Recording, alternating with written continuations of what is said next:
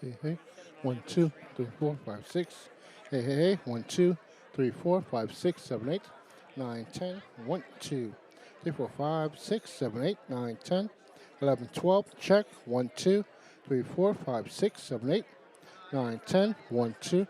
Haha. Yep. 1, 2, 3, 4, 5, 6, 7, 8, 9, 10. Hey. 1, 2, 3, 4, 5, 6, 7, 8, 9, 10. 11, 12. Check. Hey, 1, 2, 3, 4, 5, 6, 7, 8, 9, 10. 1, 2. Hey, 1, 2, 3, 4, 5, 6, 7, 8, 9, 10. 1, 2, 3, 4, 5, 6, 7, 8, 9, 10, 11, 12, 13, 14. Ladies and gentlemen, children of all ages, check. 1, 2, 3, 4, 5, 6, 7, 8, 9, 10. 1, 2, 3, 4, 5, 6, 7, 8, 9, 10. 1, 2, 3, 4, 5, 6, 7, 8, 9, 10, 11, 12. Testing, testing. 1, 2. Hi, yeah, ladies and gentlemen. Listen, listen. 1, 2, 3, 4, 5, 6, 6, 3, 4, 5, 6, 7, 8, 9, 10. 1, 2. Ha ha, yep. Hey, hey. 1, 2, 3, 4, 5, 6, 7, 8, 9, 10, 11, 12. Testing. 1, 2, 3, 4, 5, 6, 7, 8, 9, 10, 11, 12. Check. 1, 2, 3, 4, 5, 6, 7, 8, 9, 10. 1, 2, 3, 4, 5, 6, 7, 8, 9, 10. Check. 1, 2, 3, 4, 5, 6, 7, 8, 9, 10. 1, 2, 3, 4, 5, 6, 7, 8, 9, 10, 11, 12, 13, 14, 15, 16, 17, 18, 19, 20, 21, 2. Hi, yeah. Yep. Everybody's good. 1, 2.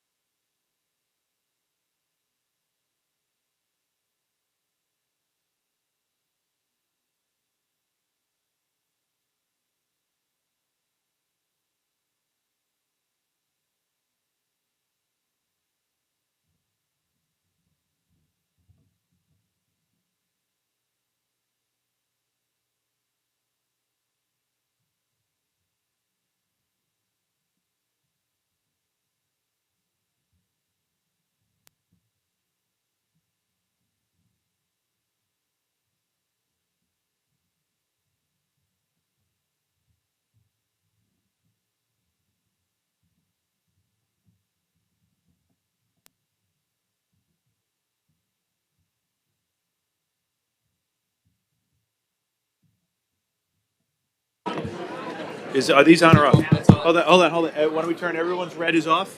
Red is live. Okay. Okay, man. Red is hot.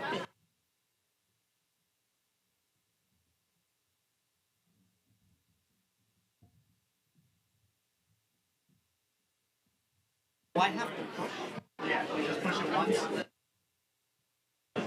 So it's on right now.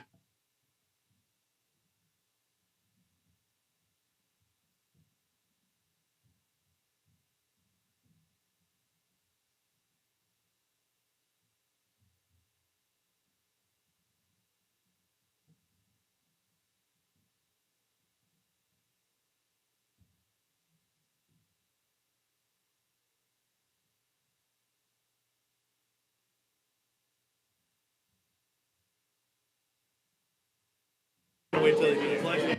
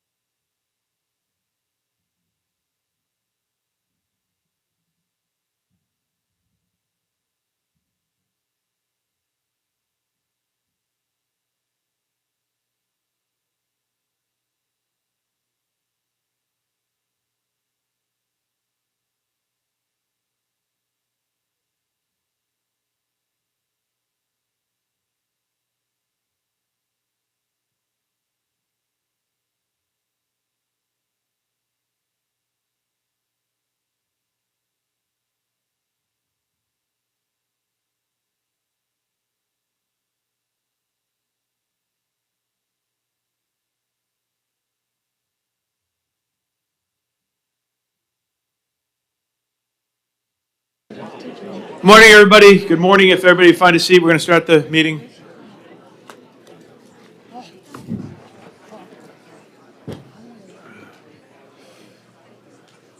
Good morning and welcome to the first public scoping session of the New York Sands application. Madam Clerk, would you please call the roll? Supervisor Clavin. Here. Councilman Carini. Here. Councilman Dunn. Here. Deputy Supervisor Gooseby. Here. Councilwoman Miller. Here. Councilman Muscarella. Here. Councilwoman Ryder. Here. Okay, I'm now going to ask that Deputy Supervisor Gooseby lead us in the Pledge of Allegiance. All please rise if you're able to. Hand on heart, please. I pledge Allegiance to the flag of the United States of America and to the republic for which it stands, one nation, under God, indivisible, with liberty and justice for all.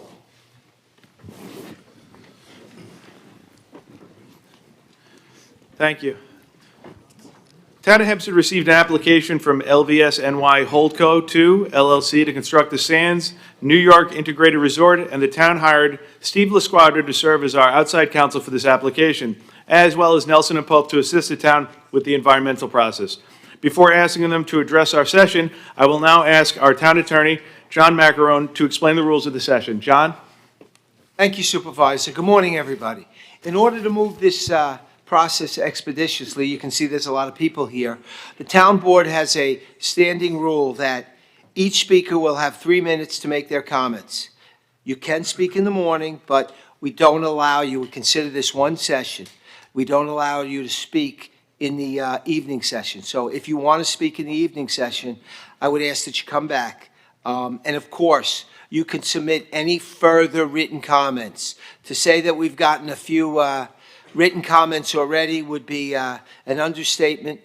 There have been significant amount of emails and also letters that have been put up on the town board website. So please follow our rules as expeditiously as you can, and we'll get through this hearing. There are a lot of people here who all want to speak. Thank you. Thank you, Mr. Town Attorney. And it is fair to say any email that comes in will be made part of the record. Is that correct? That is correct, Supervisor. Thank you very much. I'm now going to ask Mr. LaSquadra, the town's outside counsel on this application, to address us on the application and the nature of today's meeting. Mr. LaSquadra? Thank you, Mr. Supervisor. As Mr. Macarone mentioned, as you have mentioned previously, as the board has stated, the town is committed to this being an incredibly comprehensive and thorough and very transparent process, and creating an environmental review process that really has not been seen with respect to an application of this magnitude, or quite frankly, any application of an environmental review nature that's ever been contemplated on Long Island. This is the first public meeting for the proposed Sands New York Integrated Resort in accordance with the State Environmental Quality Review Act, that's known as SEQRA. And it's one of the first formal steps in the SEQRA process. The purpose of this meeting is to hear the public's comments on the topics to be studied in a draft environmental impact statement, something that you're going to hear we refer to as a DEIS. And that is a document that the town board is requiring and has required the applicant to prepare. Again, this is just one of the initial steps in the SEQRA review process, and this is only the first public meeting. There will be more to follow.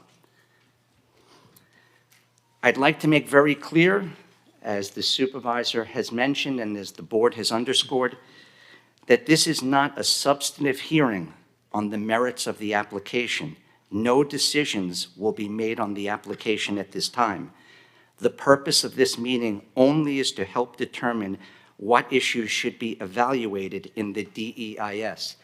That is why the supervisor and the town board have taken these measures to gather everyone here with all of the resources that are available here so the public and all interested parties can have complete input into the process. As the lead agency, the town board issued a positive declaration on December 5th of last year, 2023, requiring the preparation of a DEIS, and the applicant submitted a draft scope, which represents the applicant's proposed content for the DEIS. Again, as has been mentioned, but it can't be underscored and highlighted enough, the town is committed to making this an extraordinarily comprehensive and transparent environmental review process. Toward that end, the draft scope has been available for the past 6 weeks on the town's website, and hard copies have been and continue to be available at the following locations: the office of the Hempstead Town Clerk, the Uniondale Public Library, the East Meadow Public Library, the Hempstead Public Library, the Garden City Public Library, and the Westbury Memorial Public Library. Further notices of this scoping meeting were published in the Environmental Notice Bulletin, which is administered by the state of New York, and in Newsday. In addition, a notice was mailed to every household in the town of Hempstead. The town board is here today to listen to your comments on the applicant's draft scope and what all of you believe is important to study in the DEIS. Now, to be clear, this is not a question and answer session, as the applicant has not yet prepared a completed DEIS, so neither the town nor the applicant will have responses to your questions. Also, as was mentioned by the supervisor and by Mr. Macaron, the town attorney, there will be a public comment period that will be held open following this session so that anyone who wants to give input will have a very full and fair opportunity to do so. There will also be a further explanation that will follow of how this process will move forward from this point. The applicant today will be asked to discuss its application and what it proposes to study in its draft environmental impact statement. Again, that's the DEIS that we've referred to. Before that, the supervisor will call on the town's environmental expert and consultant, Nelson Pope and Voorhees, to provide additional explanation of the process and what will happen after the close of this meeting and the written comment period regarding the draft scope. Mr. Supervisor? Thank you, Mr. LaSquadro. In addition, I appreciate the thought of putting the meeting at a venue that it's accessible with parking and transportation. I appreciate that. At this time, I'm now going to ask for the environmental, that Nelson and Pope to address the crowd and the town board. Thank you, Mr. Supervisor. John Ellsworth, Nelson Pope and Voorhees. To highlight and expand upon some of the things that were previously said, excuse me, this meeting, again, is a very early step in the State Environmental Quality Review Act process, or SEQRA, which will include additional opportunities for public participation before a decision is made.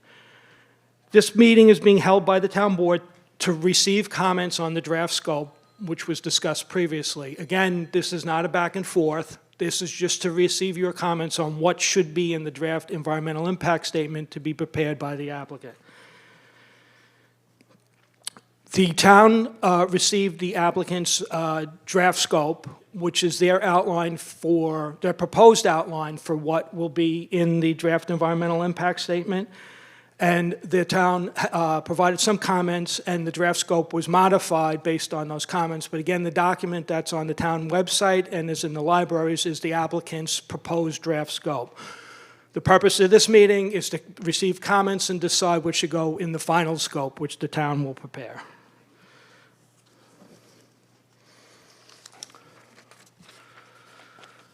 The application includes 3 main components requiring approvals from the town board.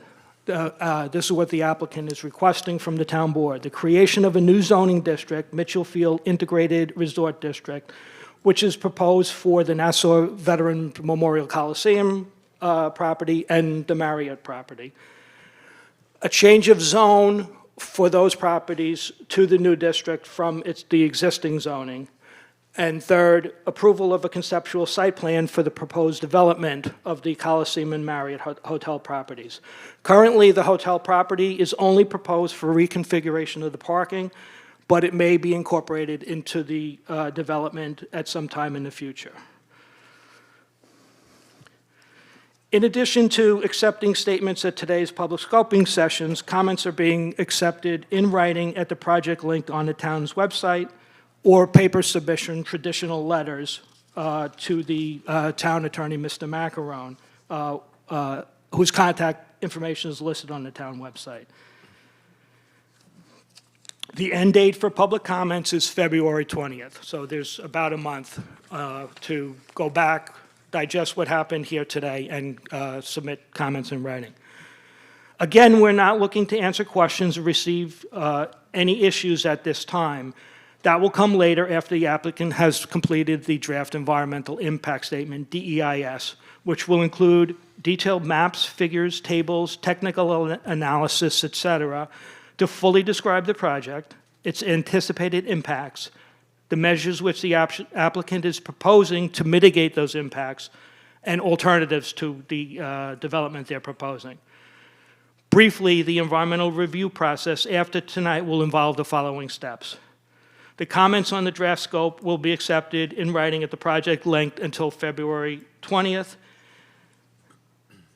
The scoping document will be finalized by the town based on the comments received at the 2 sessions today and in writing before the end of the comment period. The final scope will be adopted by the town board and made available in the same manner as for the draft scope. The final scope will define the specific outline, the required content for the draft environmental impact that will be prepared by the applicant. The applicant will prepare and submit a draft environmental impact. The town and its consultants will review the submitted DEIS for completeness based on the outline contained in the final scope and the other requirements of the regulations.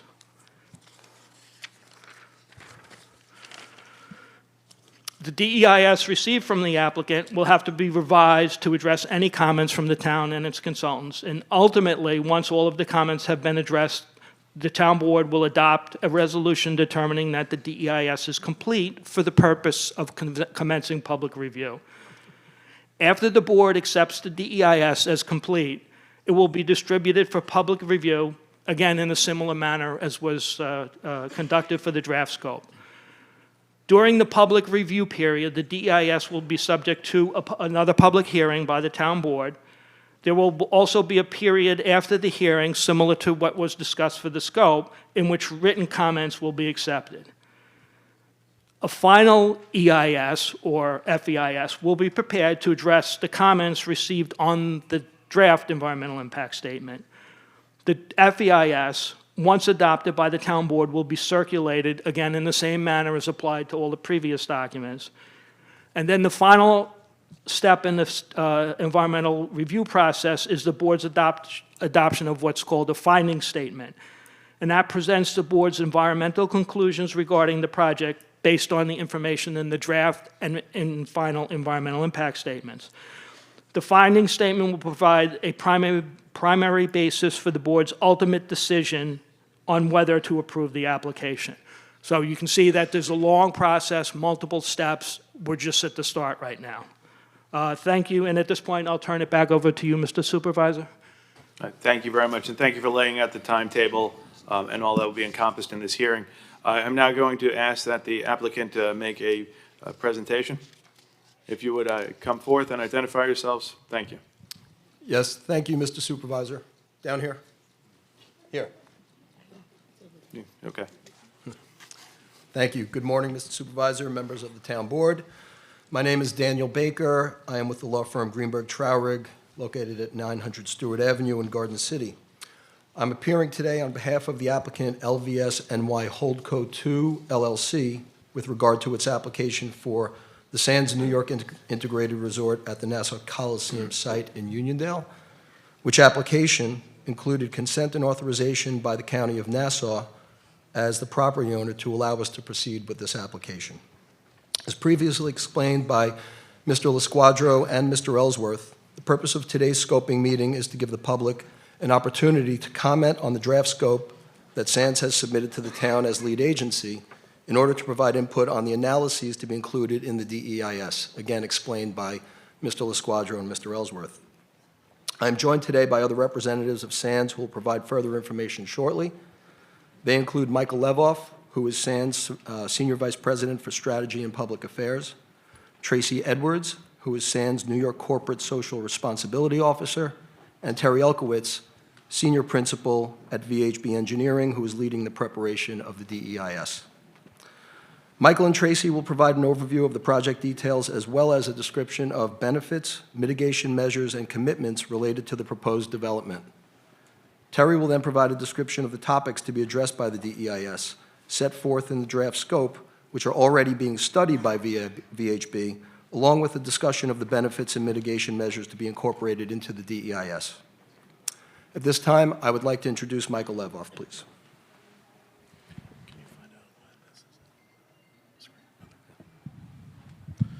Good morning, Supervisor, Deputy Supervisor, and Council members. I'm Michael Levoff, Sands' Senior Vice President of Strategy and Public Affairs. Thank you for the opportunity to speak to you this morning. It's good to see so many of our supporters in the audience. Thank you for being here today to show your support for this transformative project that will not benefit just the town of Hempstead and Nassau County, but all of Long Island. Today is an important procedural step in launching the secret process and ensuring a comprehensive environmental review is conducted of our project. This morning, I will give you a brief overview of SANS, our project at the Coliseum, before you hear from our experts and the public. First, I want to speak briefly about the recent news regarding a court ruling on the status of our lease with Nassau County. While SANS is not party to that litigation, and I can't speak to the specifics, it's important to put it in perspective. The court's ruling and a lawsuit itself is focused simply on the procedures necessary for the county to enter into a new lease for the Coliseum to SANS, not if the lease can or cannot be conveyed. We believe that while the ruling is a speed bump, it is by no means a roadblock, as this hearing today evidences. Our project is full steam ahead, and we are very bullish on our chances to secure the gaming license from the state. SANS is a committed partner with Nassau County and the town of Hempstead. We are the world's most valuable gaming company with a market capitalization of $40 billion. We employ 30,000 individuals globally. Importantly, where we differ from other operators in our industry is that we are a development-first company. We do not acquire existing properties. We utilize our expertise in development to create unique tourism assets in jurisdictions all over the world. And that's what we intend to do here on Long Island. Additionally, very different from our competitors is our ownership structure. While a public company listed on the New York Stock Exchange, our company is majority controlled by a single family. That is important because it allows us to take a long vision on return on investment. We in turn invest for the long run with outsized investment for markets we believe have long-term sustainability. And we have taken this philosophy and deployed it globally, totaling over $30 billion in direct investment, including in Macau, Singapore, Las Vegas, Pennsylvania, and hopefully soon in New York. What we invest in and develop is also very different than many of our other gaming operators. We focus solely on creating high-quality integrated resorts. An integrated resort is a cohesive, well-planned hospitality facility which contains a critical mass of offerings to appeal to the widest possible range of customers. This includes a range of hotel offerings, a multitude of restaurants of varied cuisines and price points, live entertainment venues, various high-quality gaming offerings, meeting and conference space, and luxury retail. And what we have painstakingly designed over the last 2 years is a best-in-class integrated resort at the site of the Nassau Coliseum. This integrated resort will consist of all the elements I previously described, and it will be done at a level of quality not seen in this market. This is not a Jake's 58 or Aqueduct or Yonkers Racetrack video lottery terminal racino.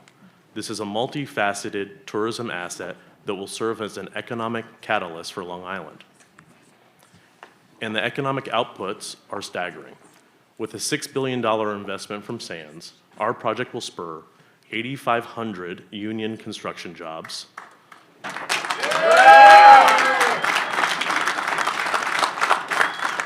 6,000 jobs in operations, with the vast majority being union. Okay, ladies and gentlemen, look. Listen, in all due respect to everybody on every side of this issue, let's let the presentations go. Let's let everybody be heard, and we'll make this a nice, smooth transaction. I understand people's passion on both sides of this, but please, let every presentation give everybody the respect they deserve, regardless of your position, and we'll have a very successful and positive meeting regardless. 6,000 jobs and operations will be created, the vast majority being union jobs with a minimum compensation of $80,000 annually. $500 million will be generated annually in gaming tax revenue. The state gaming statute prescribes that much of that revenue will be shared with the host community. $50 million will go to Nassau County, $50 million will go to the town of Hempstead, $25 million will go to Suffolk County. And importantly, we will be statutorily and contractually committed to the majority of those local revenues. Additionally, we estimate that $300 to $500 million of annual procurement spend, with a goal of 75% of the spend being in market with small and medium-sized businesses, will be experienced on Long Island. The overall result is tens of billions of dollars in economic impact. We will generate this unmatched impact by making an outsized investment in the facility to ensure it is sustainable and competitive long-term. Through stunning architecture, open spaces designed for community use, high-end room product, both suites and regular rooms, a 5-star luxury spa experience. You may have read that we have partnered with Canyon Ranch to operate this facility for us. Captivating interior spaces, and a design that is in fitting with the surrounding area. Complete with a reimagined and higher quality Veterans Memorial to uphold the history of the Coliseum's dedication to Nassau County's veteran community. Now I'd like to introduce a colleague of mine, Tracy Edwards, who recently joined SANS as our New York Corporate Social Responsibility Officer. Tracy is going to discuss the exemplary work her and her team are undertaking on both workforce development and community collaboration.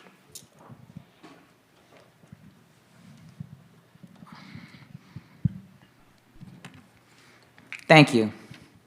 As a business and community leader who's lived on Long Island my whole life, and I have saw good and bad development as I was the planning board chairman leading secret reviews, I am excited to lead the workforce and diversity strategy. As Michael mentioned, we anticipate employing 6,000 individuals. Most of these opportunities will be trained right here in Nassau Community College, which will be our training hub, where we collaborated with them and Long Island University to develop a world-class hospitality degree. Our goal is to hire locally. In addition to hospitality, our residents, our students, our unemployed and underemployed residents will have an opportunity for jobs in 150 job categories, expanding from hotel, gaming, food and beverage, property operations, security, general, and other administrative positions. We are partnering with EAC to support our local community recruitment plans, EOC of Nassau on job preparation. Approximately 80% of our job opportunities will be union jobs. We executed a neutrality agreement with New York Hotel and Motel Trades Council. We are partnering with the Long Island Federation of Labor and the Building and Construction Trades Council of Nassau and Suffolk counties. We are working with minority millennials with opportunities to expand with Opportunities Long Island, these opportunities in an inclusive way. Our application is being developed in collaboration with our working groups that comprise of our local leaders that have been doing this work for many years right here on Long Island. They are the subject matter experts. We have working groups in environment and sustainability, community partnerships, transportation and infrastructure, public safety, workforce development, business development, and tourism. We've met 17 times and we will continue, and we welcome anyone to join us as we move forward. We've had more than 300 community engagements. They are ranging from one-on-ones with our former Governor David Paterson to group meetings with over 500 people at our procurement academies. We will have the best application because we are working with the not-for-profit, labor leaders, community activists, local residents, and Chamber of Commerces that are here addressing their concerns, and more importantly, incorporating their ideas. This will be a collaboration. We will win this application because our plan is our plan collectively, not just a SANS application. SANS has a track record with SANS Cares as a great neighbor that goes beyond philanthropic efforts. We are a partner. We are a neighbor. We work on accelerator programs for businesses, providing mentorships with HBCUs. The charitable giving and initiatives are not new because this is who we are. These pictures are from our youth initiatives. We've had 5 already, in soccer, in basketball, in golf. We've had a season of sparkle.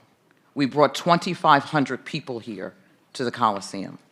We launched SANS Cares globally, and we will address food insecurities. We will extend that program right here to the Inn and working with Island Harvest. We are embedding ourselves in this community, and we are committed to staying engaged. We've had 3 procurement academies, 2 in Nassau and in Suffolk. We've had 1,400 small businesses attended.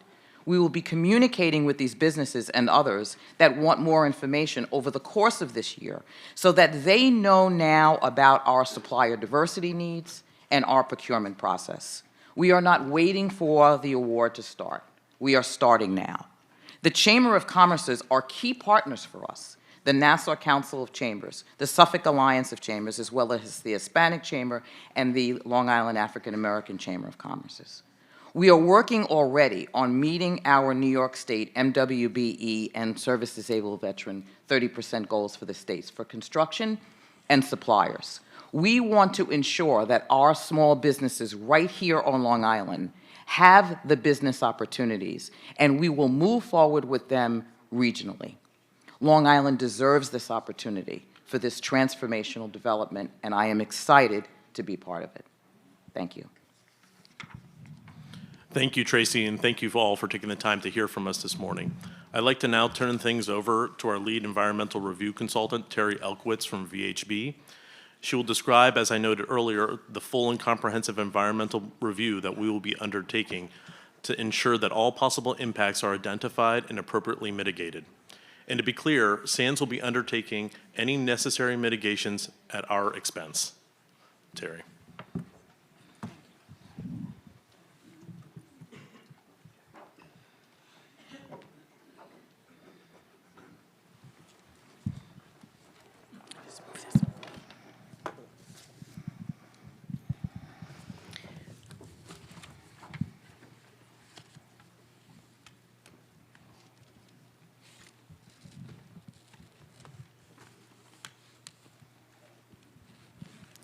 Good morning, Mr. Supervisor and members of the board. My name is Terry Elkowitz, and I'm a senior principal at VHB with offices at 100 Motor Parkway in Hauppauge. And as has been requested of me, I'm just going to spend a few minutes going over the draft scope, which identifies those environmental topics that we will be evaluating in our draft environmental impact statement. As Mr. LaSquadro pointed out at the beginning of this meeting, the Town of Hempstead Town Board has designated itself as the lead agency and will be administering this very comprehensive secret process. You issued a positive declaration on December 5th of last year, and you have required that we prepare a draft environmental impact statement that identifies, evaluates, and mitigates the potential environmental impacts that this project may cause. This formal scoping process, as you have pointed out, is the public's first opportunity to weigh in on this comprehensive overall process. And there are both opportunities for people to talk to you today, as well as to provide written comments.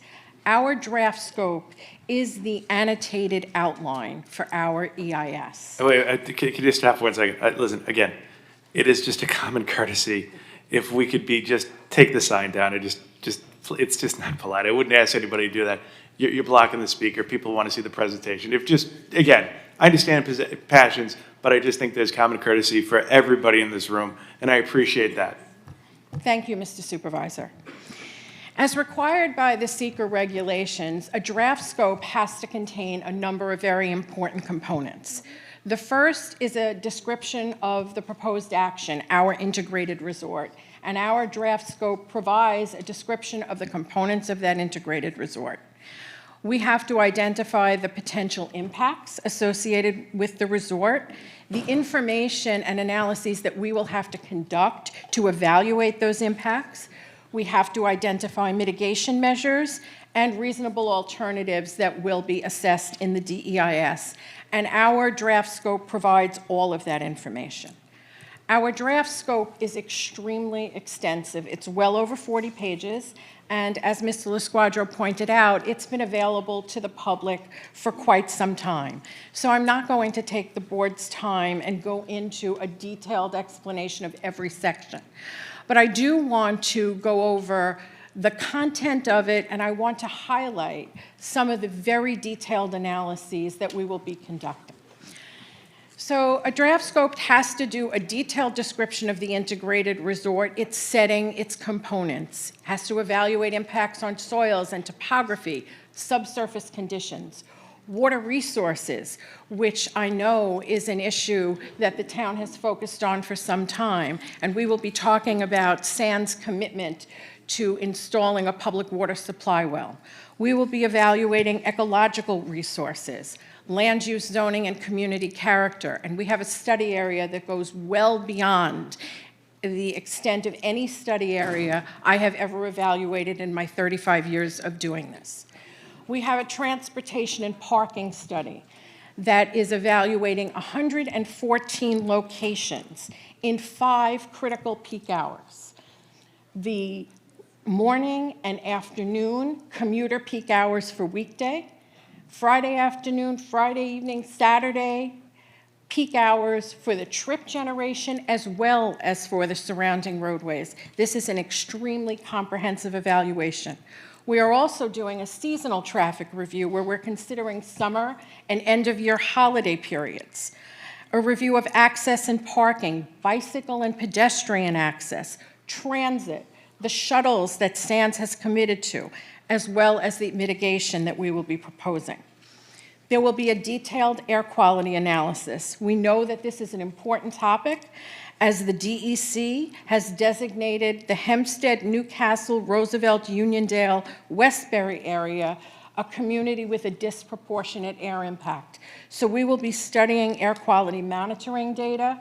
We will be conducting extensive stationary and mobile source analyses. We will be evaluating noise and vibration, public health, and problem gambling. There will be a socioeconomic impact analysis, which will be a full build economic and fiscal impact analysis that documents all of the taxes and other financial commitments that SANS has voluntarily made to the community. We'll be evaluating community services and facilities. We will be doing an aesthetic analysis, again, an extremely broad aesthetic analysis of an area much greater than any I have ever been involved with.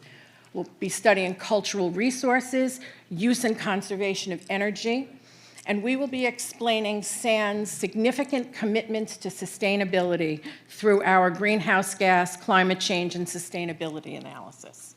There will be a construction impact analysis, a cumulative impact analysis, because the State Environmental Quality Review Act requires not only that we analyze the impacts of our own development, but the cumulative impacts that could be caused by other pending developments. We have consulted with the town of Hempstead. We've consulted with the town of North Hempstead, the villages of Garden City, Hempstead, Mineola, Westbury, and Freeport to identify what other pending developments there may be that we need to analyze. And we will also be analyzing the potential cumulative impacts of the contemplated NYU Langone Hospital at Nassau County Community College. We will be studying unavoidable adverse impacts, commitment of resources, positive growth-inducing impacts that SANS may generate through stimulating other businesses in the community. And we will also be studying the mandatory alternative impacts.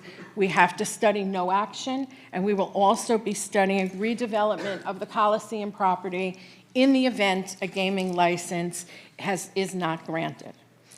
So that is a brief summary of all of the analyses that are currently underway in the draft environmental impact statement that we are preparing. That concludes my presentation. Thank you, Mr. Supervisor and members of the board. SANS and the rest of our consulting team will be here today and this evening listening to your comments and the comments of the public. Thank you.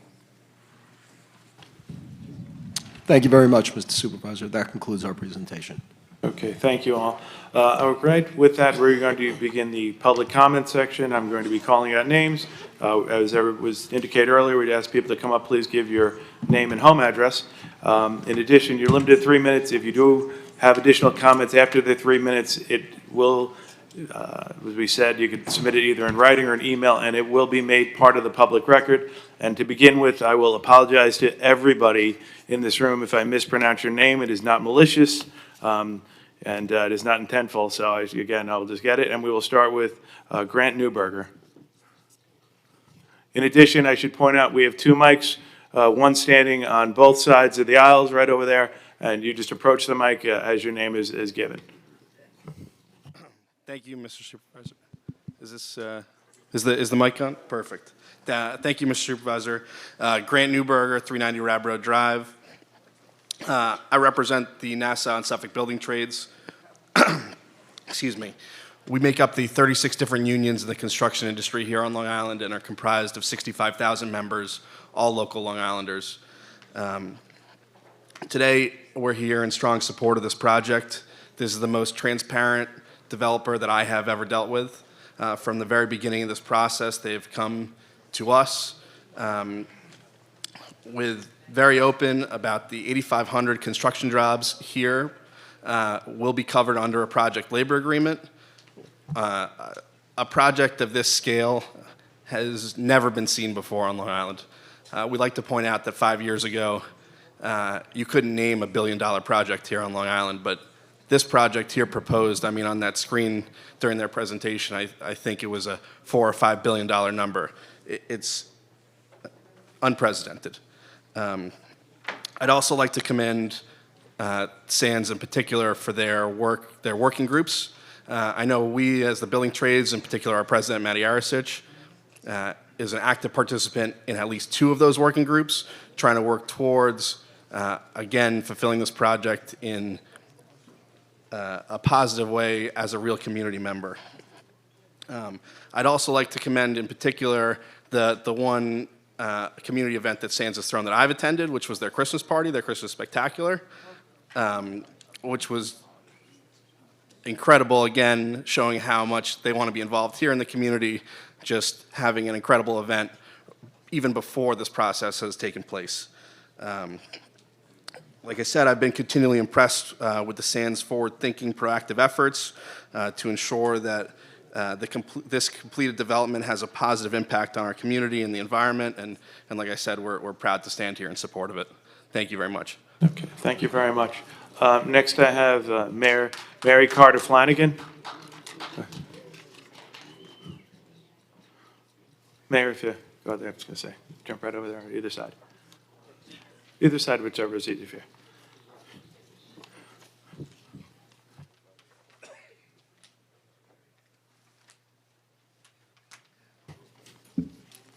Good morning, Good Mayor. If you give your name and address for the record, thanks. Mary Carter Flanagan, 64 Harvard Street, Garden City, New York. I'm the mayor of Garden City. I'm here speaking once again to express our opposition to this project and our concerns. I'd like to share the village's very serious concerns regarding the scope and scale of the project and the significant social and environmental impacts that will result. The village will be submitting detailed technical comments on the draft scoping document, but I'd like to highlight several glaring omissions for you today. More attention needs to be devoted to the wide range of impacts casinos have on community character: crime, poverty, addiction, secondary displacement, and need for services to address these impacts. It's imperative also that we prioritize the health and well-being of young residents and the many students who will be residing near this proposed casino. Detailed analysis on water availability for this mega project is critical, as we all rely on Long Island's sole source aquifer for our drinking water. We also need to look carefully at how wastewater and sanitary waste will be handled. Traffic. Our roads are already crowded. The traffic analysis must identify all intersections this project will significantly impact. And lastly, there needs to be a focus on any deed restrictions on gambling that may be in effect. The village will have additional comments submitted in writing. You'll hear from others. We have passed 2 board resolutions in opposition to this project, which I spoke about before the Nassau County Legislature. In both resolutions, we were unanimously opposed because of the very serious impact, negative impact that this project would have. So thank you for your time. Thank you, Mayor. Thank you very much. Next, I have George Krug.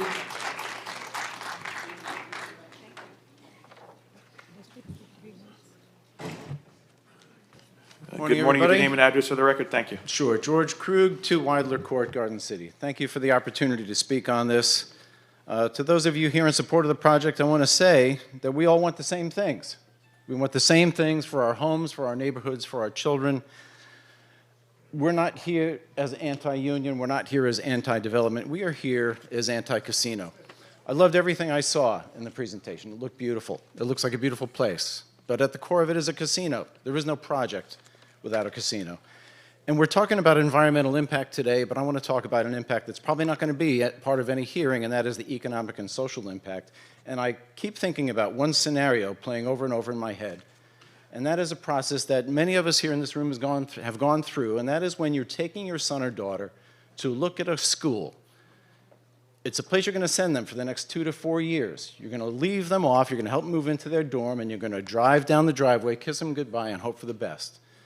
Now, when you're coming to see Hofstra now, in this envisioned future, you're on the Meadowbrook Parkway, you're waiting in traffic to get off, and you see 2 giant towers that are the tallest structures around. Okay, great, beautiful hotels. We have a place to stay when we come to visit Junior. That's great.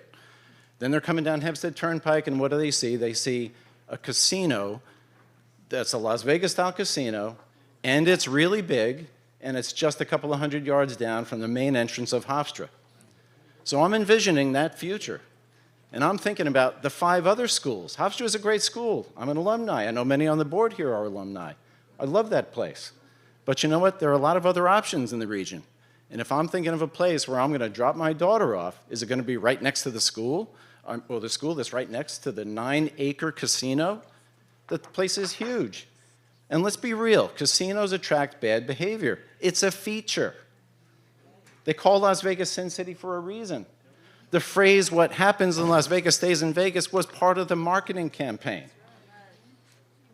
Colleges are places that lift people up and prepare them for a better life. Casinos are places that lift people up and shake them until all the money falls out.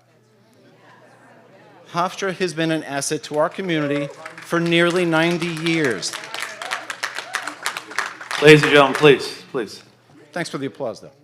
Hofstra has been an asset to our community for nearly 90 years. Nassau Community College, again, we have alum here in this room from Nassau Community College. But look at the negativity and look at the anger that have now been directed at Hofstra in just the past few months, merely for having the audacity to stand up and tell our town government and our county government to do what's right. Even just yesterday, more baseless attacks. It's already having a corrosive effect, and I hope the town board will take this into account when you're making your evaluations. Thank you very much for taking the time to come today. Next, I have Richard Williams. Mr. Williams? Okay. Elaine Preston?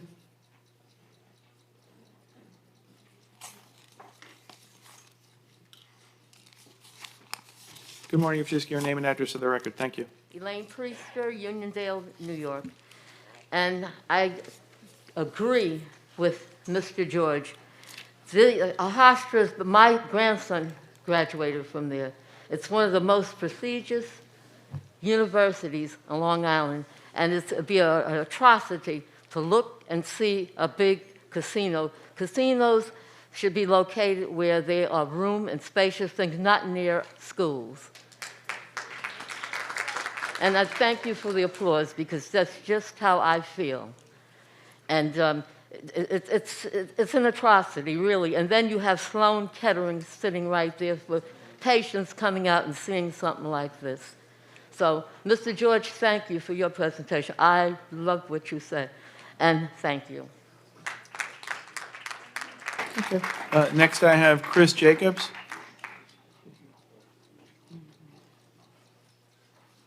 Good morning. If you give your name and address for the record, thank you.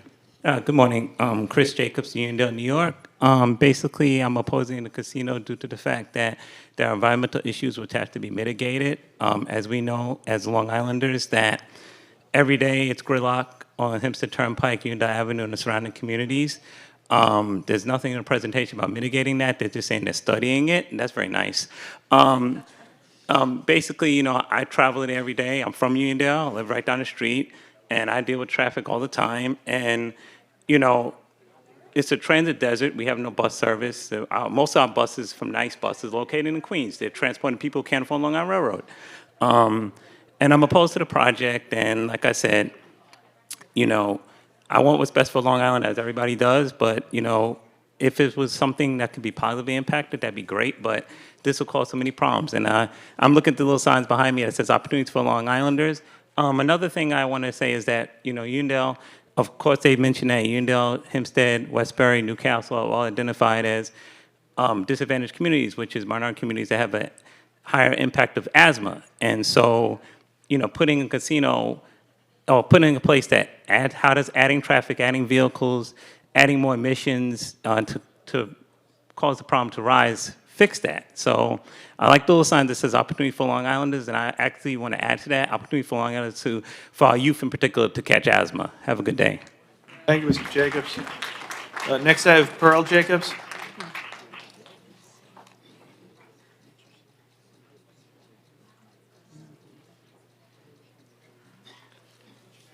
Good morning. If you give your name and address for the record. Thank you. Good morning. Pearl Jacobs, Uniondale. I'm president of the Nelson Garden Civic Association and a proud member of the Say No to the Casino Civic Association. I'm wearing my shirt today. It says environmental racism, because if this project does go through, that's exactly what it would be, environmental racism. I live in Uniondale 30 years, an underserved minority community in Nassau County. The asthma rates in Uniondale among our youth are at 17%. The average for New York State asthma rate is 8%. Hempstead's asthma rate is 25%, 2 and 3 times higher than the New York State average. New York State Department of Environmental Conservation has identified Uniondale, Hempstead, Roosevelt, and Newcastle, all minority communities, by the way, as communities that have been disproportionately disadvantaged by asthma and respiratory illnesses here in Nassau County. Our water quality is compromised. No matter what you say, council people, our water quality is compromised. We have a water tower in Uniondale that's corroded and leaking water now, okay? And then we have a plethora of issues with our water. The New York State Department of Environmental Conservation study identified our roadways in proximity of Uniondale, Roosevelt, and Westbury, and Roosevelt, and Newcastle, 100 to 130,000 vehicles per day on our local roadways. That's the current average, daily average vehicles on our roadways in proximity of this casino project, 100 to 130,000 cars per day. Now, if you put a casino there, that would increase by 20, 30,000 cars a day. How would that mitigate our asthma rates? How would that bring down our asthma rates? it would only exacerbate our asthma rates. I'm here fighting for our youth, our young people, okay, and our elderly as well, who do have respiratory illnesses. The environmental issues here will be devastating to our community. And you're not really looking out for our communities, you're looking at the money. You're looking at the money. That's what's driving this. It's the money. It's obvious that you really don't care about Uniondale. I can take people on a tour here of Uniondale, Roosevelt, Hempstead, and Newcastle. A picture's worth 1,000 words. I bring them to the town of Hempstead meetings all the time. We are underserved. We are neglected. And if this casino project would go forward, it will definitely be Thank you, Ms. Jacobs. We environmental appreciate racism. it. Next, Thank I'm going you. to call up Tina Shefford. Tina Shefford. How you doing, Ms. Shefford? Just give your name and address for the record. Thank you. Good morning, town and the council. My name is Tina Shuford. I'm 100 Terrace Avenue in Hempstead. I'm the president of 100 Terrace Avenue in Hempstead. And I'm with SANS. SANS is a good advantage, and they've been working with the community and have committees for people who don't understand what's going on as far as the environmental and the transportation. They have been alerting and working with us to make it possible, and that's how they came up with a lot of these studies from our voices and our ideas as well. And as far as the education, being in Hofstra and all that, if you're in college, you should know yes from no, and you should know whether you should be gambling or not. And that's why there's mental health too, if you need the help in psychologies. So yes to SANS and do your thing. Okay, thank you. Next, I have E. Christopher Murray.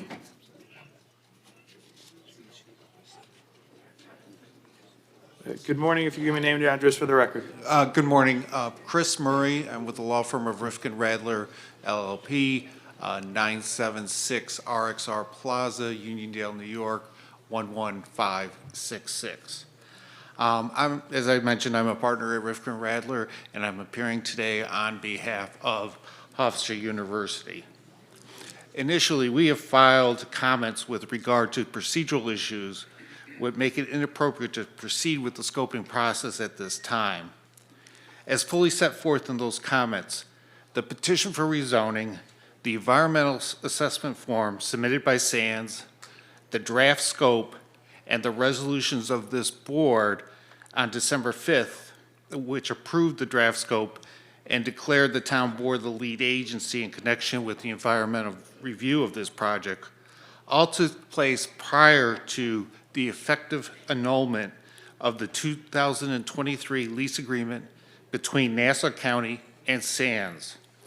All of these documents reference the 2023 lease, and the petition, environmental assessment form, and draft scope all incorporated purported improvements or mitigation measures to be made by SANS in connection with the rezoning and the development of a casino. Since the 2023 lease has been annulled, these documents have become outdated. Further, since the Supreme Court ordered that the annulled 2023 lease specifically directed that the county undertake environmental review before a lease permitting a casino is approved, it simply makes no sense for the town to continue as lead agency at this time when the county is required to undertake its own secret review prior to authorizing SANS to develop a casino. Finally, as set forth in the letter of Adam Schulman, Hofstra's litigation counsel, to Justice Kapoor, the order annulling the 2023 lease also annulled any consent to the assignment of the prior lease to SANS. So SANS does not currently have an interest in the subject property. I believe our comments address these issues as well as other procedural infirmities with regard to proceeding with the scoping process at this time. In addition, with me today is Debbie Lawler, Regional Manager for Colliers, Inc., who has also submitted a report concerning the substantive issues raised by the draft scope. But before Ms. Lawler speaks, I would like to emphasize that one of the main concerns is that the proposed project is to be built in 2 phases. The first phase being the construction of the casino and the related parking lot. All right, thank you, Mr. Murray. I do want to say anything that you have communicated to the town. I think, Mr. LaSquadra, was fair that we put that online, or town attorney, so residents would be able to access that and see that. Is that correct? The documents that you're mentioning, Supervisor, are already on the website. Okay, thank you very much. And if you'd like to follow up with any communications as they come in, we put them up there for residents to see. Next, I do have the opportunity to speak. I do see she is listed here, Ms. Lawler. Yeah. Thank you. Thank you, Ms. Murray.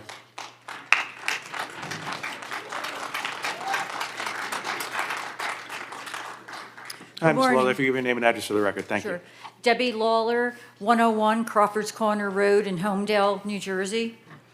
My name is Debbie Lawler. I've been practicing in the field of land use and environmental planning for over 40 years. I'm the regional manager for planning for Collier's Engineering and Design, and a recent past president of the American Institute of Certified Planners nationally. Today, I'm here to provide comments on behalf of Hofstra University. Collier staff has reviewed the Sands Integrated Resort draft scope for the DEIS and provided extensive comments through a report that's been sent to you. We reserve the right to add additional comments during the open comment period. However, I want to give a few highlights. First, a comparable level analysis should be provided for the preferred alternative of the integrated resort and casino, as well as all other alternatives, including an integrated resort without a casino, a no-action alternative, and a proposed development consistent with the requirements of the existing Mitchell Field mixed-use district zoning. Second, the environmental impact should be separately studied by phase, taking into consideration construction and completed uses that are operating at various points in time, including Phase 1 construction, Phase 1 completion with Phase 2 construction, and Phase 1 and 2 completion. Sands projects completion for Phase 1 as 2026 and Phase 2 as 2030, which leaves a 4-year gap where a casino and parking lot will be the only completed development. The potential impacts of a casino-only development should be analyzed separately insofar as the impacts and individuals expected to utilize a casino-only development will be vastly different from an integrated resort. Additionally, in the event that Phase 2 never proceeds, it should be clear what the long-term impacts might be and what is anticipated by way of community benefits, amenities, and mitigating measures to offset those impacts. For example, is the proposed satellite police station going to be constructed as part of Phase 1? The information provided to date does not state that. It's extremely important to also take into consideration that there are over 30,000 students just across the street from the proposed casino site attending Hofstra University, Nassau Community College, and Kellenberg Memorial High School. A standalone casino is not an appropriate land use so close to these sensitive receptors. The DEIS needs to address impacts in this particular demographic as well as others and discuss measures to mitigate visibility of the use as well as tempting students to gamble. There's significant discussion about monetary contributions that SAM proposes to make to the county and municipality in terms of host community fees. Ms. Lawler, thank you very much. Okay, there needs to be a nexus. Ms. Lawler, as I said, with every other speaker here, anything you'd like to add, of course, will be made to the record. And as I said to council before, the communications we've made, we put them online for the residents to see. So I appreciate you doing it. If you'd like to add further, please put it in a communication, and we'll be happy to put it on the page for all the residents to see. Mr. Supervisor? Yeah. Her report is already on the website. Thank you, Mr. Town Attorney. I appreciate it. Next, I have Stephen Rolston.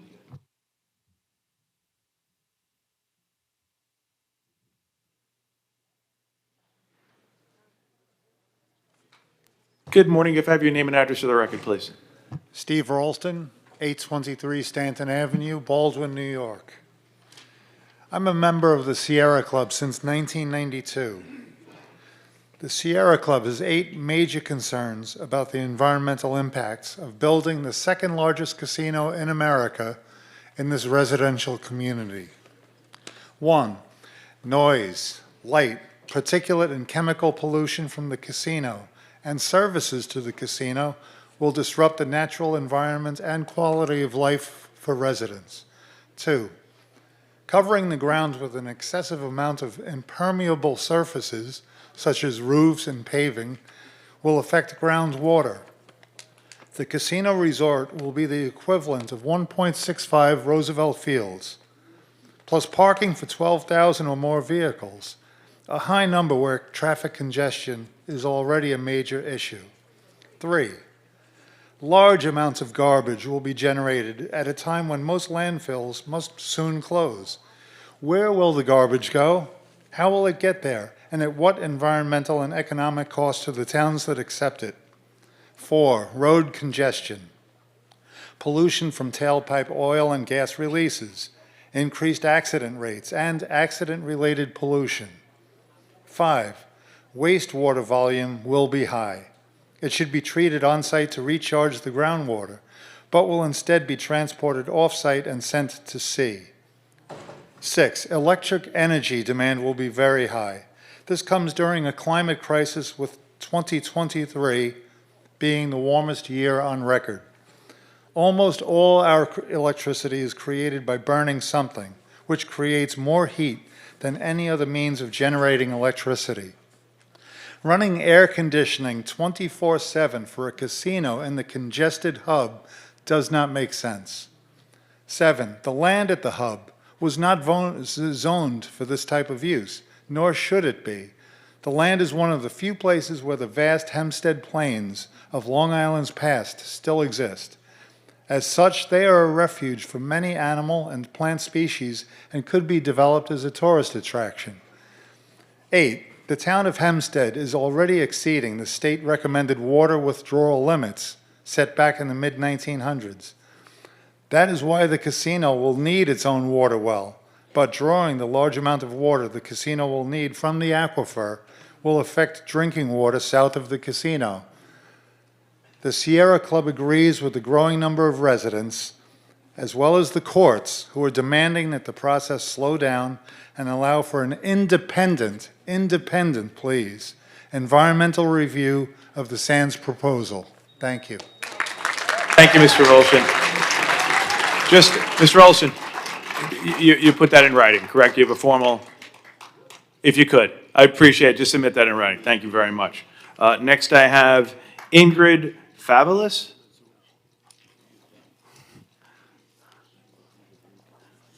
How you doing? Good morning. Give your name and record. My name is Ingrid Fabulous. I am a resident of Uniondale. I've been a resident of Uniondale for over 30 years. And all I have to say, why can Sands build something better than a casino? That's all I have to say. Okay. Thank you, Ms. Fabulous. Next, I have Johnny Materanik.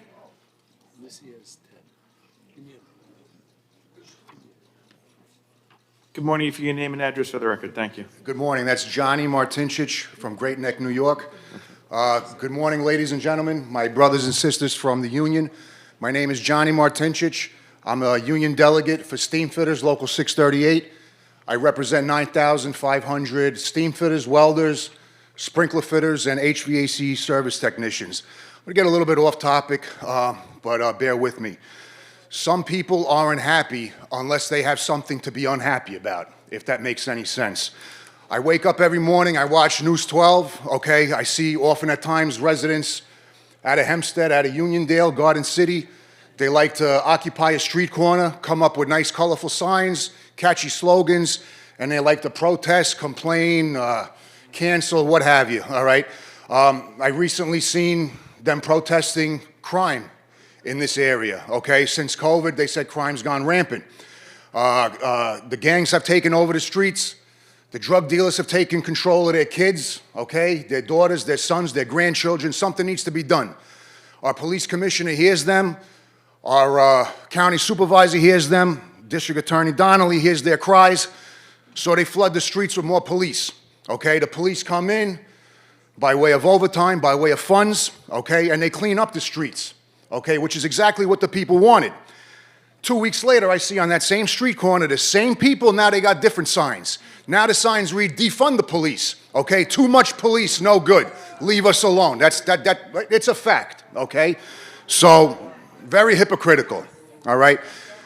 Now, the same people justify the crime being committed in these areas, okay, for the lack of jobs. There's no jobs for our youth, so they're forced to go to Roosevelt Field with a sledgehammer and you know, break the Rolex box and walk out with the goods, okay? So they're saying there's no job opportunities. I actually agree with them there. So now, fast forward a couple months later, I turn on News 12 once again. Sands Casino coming to Nassau County, the biggest job opportunity in Nassau County history. Now those same people, they got different signs. Now they're red signs that say no to the casino. Those same people that were complaining that there's no jobs, now they got the biggest job opportunity in Nassau County history, and they're against it, okay? So they're not happy unless they have something to be unhappy about, okay? So now, my brothers and sisters, after this casino is built, because we will be victorious, this casino will be built, and it will be built with union, okay? These people holding the red signs, they're gonna find another cause, they're gonna move on, okay? The signs are gonna change, the slogans are gonna change, the faces are gonna stay the same. Thank you. Okay. Next, ladies and gentlemen, listen. Ladies and gentlemen, I'm going to nicely ask again. You know, your opinion's your opinion. You know, this is a nice process we put together. Let's not have this cheering and booing. You know what? Everyone's been showing a lot of decorum. It's made this tremendous hearing go forward. I would expect the same level of courtesy from everybody in this room, because that's important to me, is courtesy for everybody in this room. So I'm going to ask you nicely again, please, allow someone to speak. And you know what, if you want to congratulate them for what they said, great, go in the back. But let's not turn this into something that we shouldn't. This is the first of many open, transparent processes that we're going to be holding in this room, ladies and gentlemen. I've committed to everybody here that this is where we're doing it, because I want all of you to come. But I don't need it to turn into a screaming, cheerleading, who can be louder than who, you know, it's Friday night at the lights. No. We want to have a decorum. We want to give every one of you the opportunity to be heard. But I ask you to respect everybody in the room, because that's how this process has to be if it's going to be effective. So I appreciate it, and next I'm going to call up Elaine Smith. That's okay, as I said. It's not about shouting out, it's about being polite to everybody in the room. Ms. Smith, good morning to you. Nice to see you. If you have your name and address for the record. Good morning, Supervisor, and I want to commend you for keeping the control at that level. I'm from Uniondale, and I am not against development and the creation of jobs. I am concerned about the magnitude of this project, the casino, which impacts traffic, endless environmental issues, crime, loss of home values, and the future of our community. Please, not here. Nassau deserves better. Thank you. Thank you, Ms. Smith. Thank you very much. And next I have Mr. Kornbluth.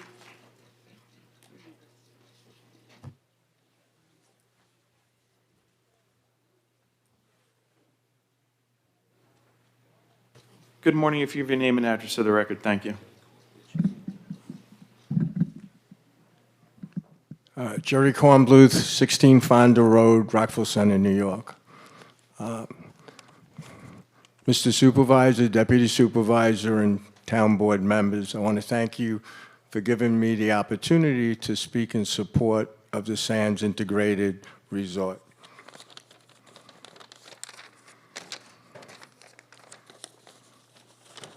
My name is Jerry Kornbluth, and I am the Vice President for Community and Governmental Relations at Nassau Community College. I am here today to voice support for the Sands development from the college, its community, and its administration.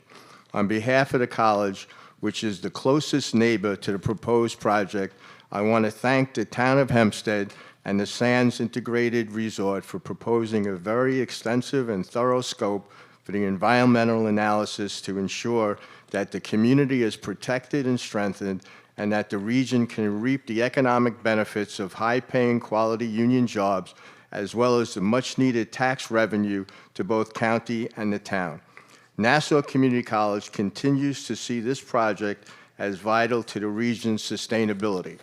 Nassau Community College remains a committed training hub for the project's future employees. Today, we are collaborating with the Sands Integrated Resort on a robust partnership that would include workforce development, innovative new courses and fields of study, and new connectivity to Long Island University and possibly other area colleges to create pathways for our students. These pathways not only lead to 2- and 4-year degrees, but to long-term, well-paying careers that would enable them to succeed and even stay on Long Island should they choose to do so. Our region has been ready for an innovative idea for a long time. We believe that this proposal will transform the region in a wonderful way and will create ripples of opportunities throughout the county, the town, and all of Long Island for generations to come. Thanks to all of the town board members for your hard work in this thing. And in closing, I just want to say, this is a project that will change lives for our community, for the young people today, to give them an opportunity to get an education and to get jobs. And we support the Sands Integrated Resort 100% and the commitment that they have given to the area and to especially Nassau Community College as the training hub. And this is a future for the residents of Nassau County. Thank you so much for your support. Thank you, Mr. Kornbluth. Next, I have Myron Barniak. Hey, Myron, how are you?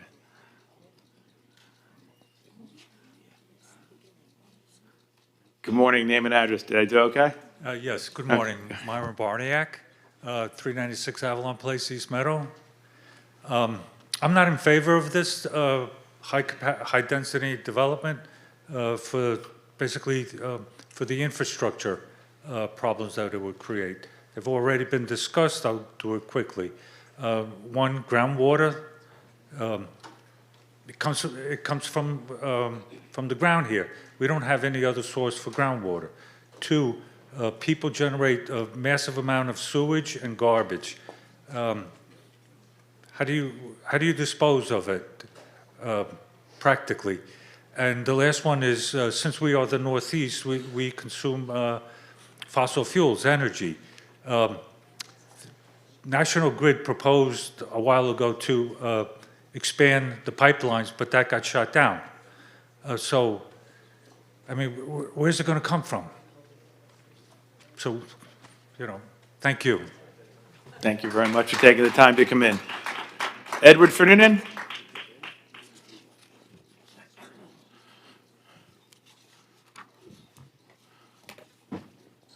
Good morning, and your name and address for the record. Yes, sir. Edward T. Finner in Garden City, New York.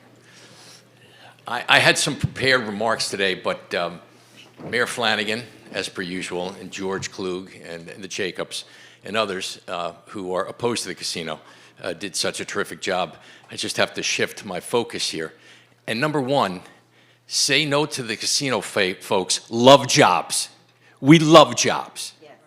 We just don't think the jobs should be effectuated on this parcel that we are contiguous to. That's number one.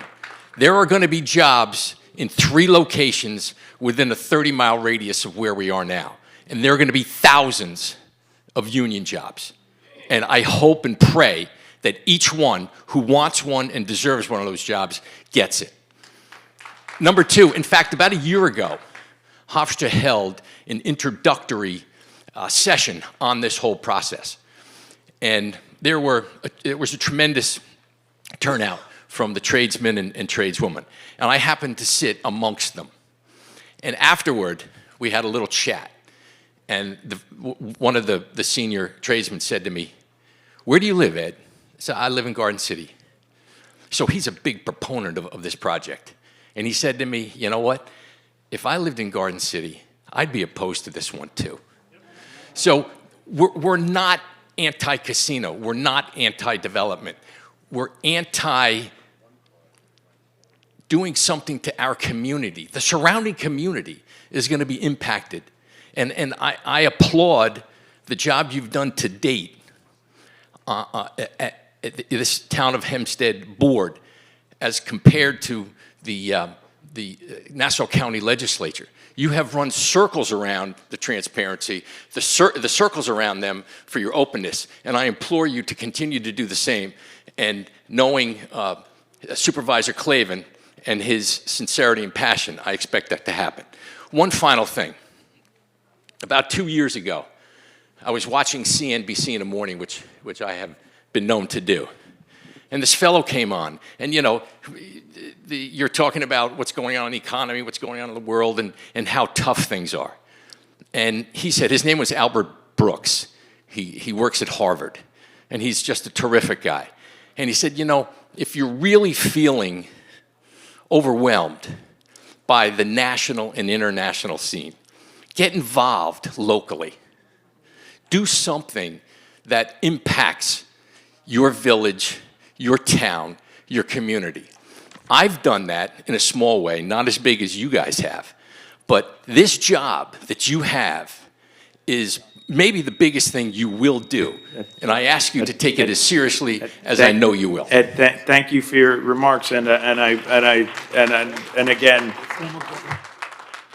the commitment is there to being very open and transparent. And I appreciate everybody coming down for this again. Next, I have Pete Gaffney. Thank you. Pete, you still get good morning, Pete. If I give your name and address to the record. Fine. My name's Pete Gaffney, and I reside in Westbury, Nassau County, 215 Harvard Street. I have submitted questions to Hempstead's website that were previously asked. They were never answered by the Sands Hotel at one of the civic meetings, so maybe they can now. Based on Hempstead's website, the casino documents, Nassau County IDA granted more than $4 million to developer Bruce Ratner in 2015. More than $3 million in sales tax exemptions were granted, purchasing construction materials, and an additional $1.1 million mortgage recording tax exemption. Since this project is now dead, is Nassau County IDA going to pull back most of these taxpayer incentives from the Ratner Group? And if Las Vegas Sands goes ahead with the planned county IDA incentives for this casino, Nassau County IDA must reduce the Sands incentives for whatever amount they fail to recoup from Bruce Ratner. Regarding the full environmental assessment form, Part 2, identification of potential project impacts, my question is, has Las Vegas Sands made any changes or corrections to any of their submitted forms that are posted on the website today? If not, if they do go ahead and do that, please identify them clearly. Next thing is, question is, has Nassau County's Office of Emergency Management Commissioner Richard Corbett been asked to comment on the Sands Casino project? Because of the evacuation zones and routes that are published from the South Shore vehicles and bus routes, they will be impacted because of this construction. Number one, the impact on land. They check boxes that say no, won't have a small impact. I respectfully disagree with that. Number two, impact on geological features. No is marked. Best place to see the Hempstead Plains grasslands is next door at Nassau Community College and close by Mitchell Field. What does the Friends of Hempstead Plains say about its home to 250 species of plants and some endangered? Number six, impact on air quality over the year. New York State DEC has been air monitoring the underserved communities of Hempstead, Uniondale, Westbury, Newcastle, and Roosevelt, and they will be publishing reports soon. Please contact them for their findings.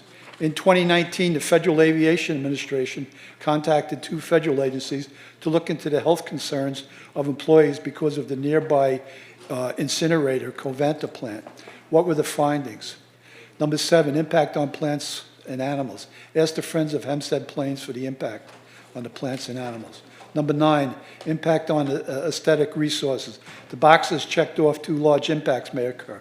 Line G proposes building height density that exceeds maximum currently permitted on the town building zone and ordinance. Okay, thank you, Mr. Jacobs. Again, I see you have that in writing. It would be great if you could submit that either email or hard copy, and we'll make that part of the record. Next, I have up James Jacobs. Thanks. Thank you.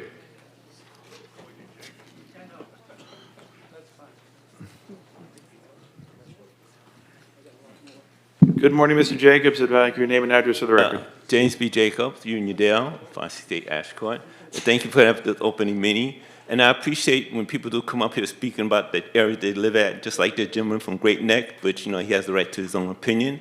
But I have questions, point of clarification, like when they had the earlier presentation about the special designation for the area of what's going to be, wherever it's going to become. I'm not for the casino, I'm pro-union jobs, and I'm pro-development. But my whole thing is like the people who spoke before me against this, all the issues are valid. They speak about quality of life, personal safety, and everything else.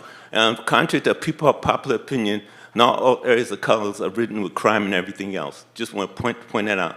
And I appreciate the unionists that do come up here, that represent their particular local, state the area that you live in, and this is wherever you come from. Because I noticed that everyone that has the green sign that's all pro for development is not part of Uniondale Hamlet, not part of the village to Garden City, not part of the village to Freeport, Lakeview, the people who could be directly affected. And that's my concern, because I have like questions of point of clarification.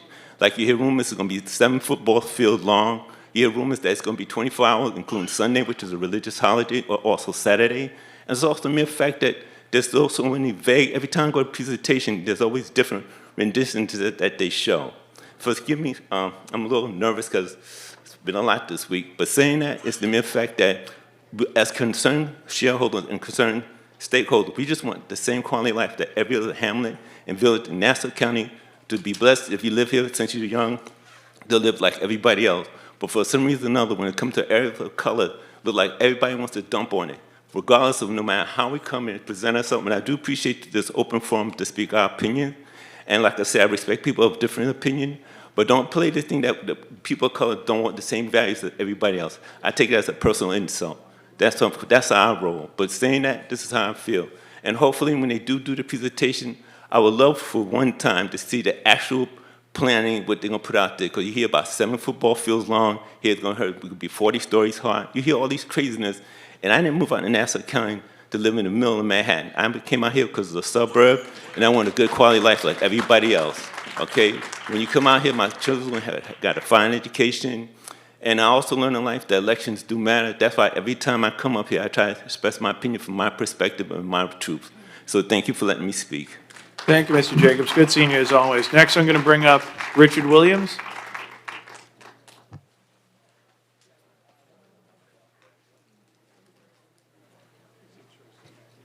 Thank you. Good afternoon, Mr. Williams. If you can name and address for the record. Thank you. Sir, it's Richard Williams. I'm from Garden City. And I thank you very much for the opportunity to speak before you today. The first observation I would like to make is that you've given us an opportunity that Nassau County Legislature and the Planning Commission never gave us. You gave us the opportunity to have somebody hear about the environment and what's going to happen to this town. It is incredible that the environmentalist on the Planning Commission never said a word about the environment. And that's just incredible to me. I can't believe that anybody could have done that. Secondly, from my perspective, there are so many things that are challenged by the casino. I am not anti-development. I am for the unions. I am for all the development we can do, just not this development. Secondly, when I think about the impact of a casino on this county, on this island, I think of 3 things. It's an environmental, a moral, and an economic disaster. It's a wreck waiting to happen. We cannot have something like a casino sitting in the midst of all these residential properties, these schools, these apartments, these people who came to the island for a way of life. This is going to destroy our way of life. So when we think about the environment, I think about our air. We already have New York State telling us that this area around the Coliseum is polluted. We're going to add 25,000 cars plus people. It's only going to become more polluted. How can we do that? So that's the air side. We're talking about taking 800,000 or more gallons of water out of the ground, maybe needing new wells. We don't have enough wells. We don't have enough water underneath us to begin with. We don't need to take 1 million gallons or 500,000 gallons a day out of the ground. And we talk about traffic. I already said about 22, 23, 24,000 cars. Has anybody tried to get on the Meadowbrook at any time of the day other than midnight. It can't be done. You can't add 25,000 cars to this area and not have it backed up to Floral Park or to Queens maybe. That's on the environmental side, and there's other things, the migratory birds and 10 other things. But morally, we are going to corrupt our children. We're going to corrupt the communities of color. We're going to corrupt every community around us with gambling. It doesn't belong here. It belongs in the sand in Las Vegas. And thank you for your time. Thank you, Mr. Williams. Next, I have David Acorn.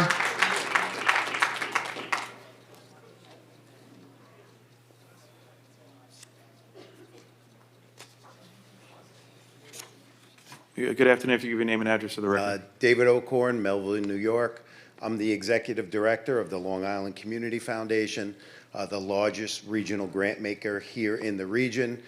Annually, we give out approximately $12 million to local nonprofits. That includes everything from the environment to social causes to human causes. And we're part of the New York Community Trust, one of the oldest and largest community foundations in the nation. Combined, we give out around $275 million a year to address issues.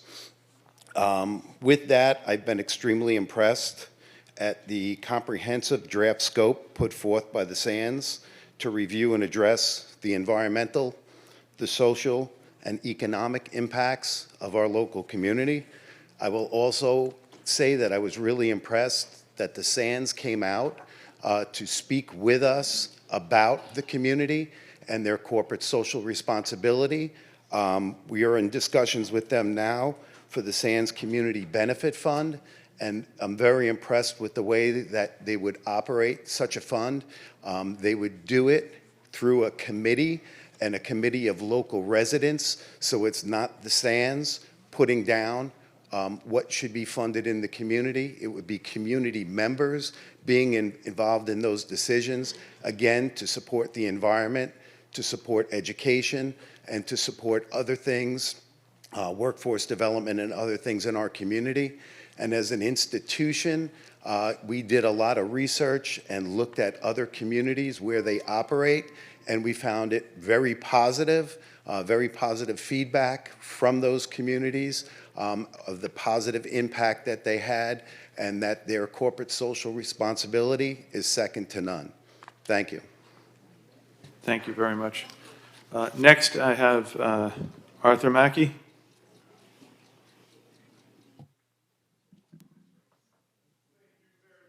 Mr. Arthur, you know the rules. You've been around for a long time. You got to go back to the mic and give your name and address. Thank you. Thank you very much. Hold on, we can't get. I need your address, Arthur. Don Clavin. Good to see you, Arthur. Name and address. Come on. Pastor Arthur L. Mackey, Jr., Senior Pastor, Mount Sinai Baptist Church, Roosevelt, New York. I am here to stand against a casino being built on the grounds of the Nassau County Veterans Coliseum. I feel, myself, that it is spitting on the graves of all of our veterans who gave their lives so we can enjoy the freedoms that we do each and every day. You have the Sloan Kettering Cancer Center on the corner. You have Hofstra University. You have Nassau Community College. My daughter Faith went to Nassau Community College.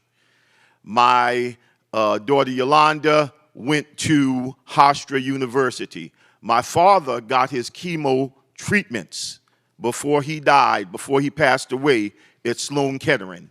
It is just the wrong location for a casino. We don't need billions and billions for a casino. We need millions and billions to keep the Nassau County Medical Center open and not shut down, so we can have health care for the poor and for the uninsured. Our priorities are not straight. we are being brought in by all of the money, the millions and billions, and we are losing our way and our priorities. What will it profit a man if he gain the whole world and lose his soul? We cannot lose the soul of Nassau County. We cannot lose the soul of the town of Hempstead, the largest township in America. This project with a casino is all about environmental racism. I lived in Uniondale for 7 years. When my children, Yolanda, Jordan, and Faith, were born, we were in Uniondale. So I know the streets of Uniondale. I lived there for 7 years. And to bring in 20,000 cars and just thousands and thousands of people, it will bring pollution. It also will bring prostitution, and it will also increase crime. I am against it. That is my personal opinion. Thank you, and God bless you. Reverend, always good to see you. Next, I have Michael McKeevan.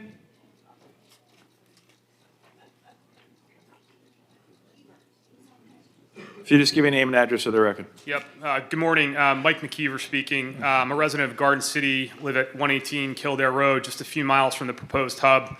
Just a bit of background. I grew up in Nassau County. I went to Chaminade High School in Mineola. I ran track competitively in high school and college, competed at Mitchell Field and at Kellenberg High School.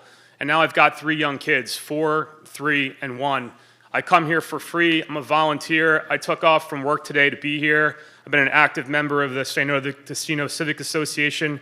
I've never had a real point of view or a strong conviction about an issue such as this. My wife and I moved out of New York City to raise our family here in Garden City.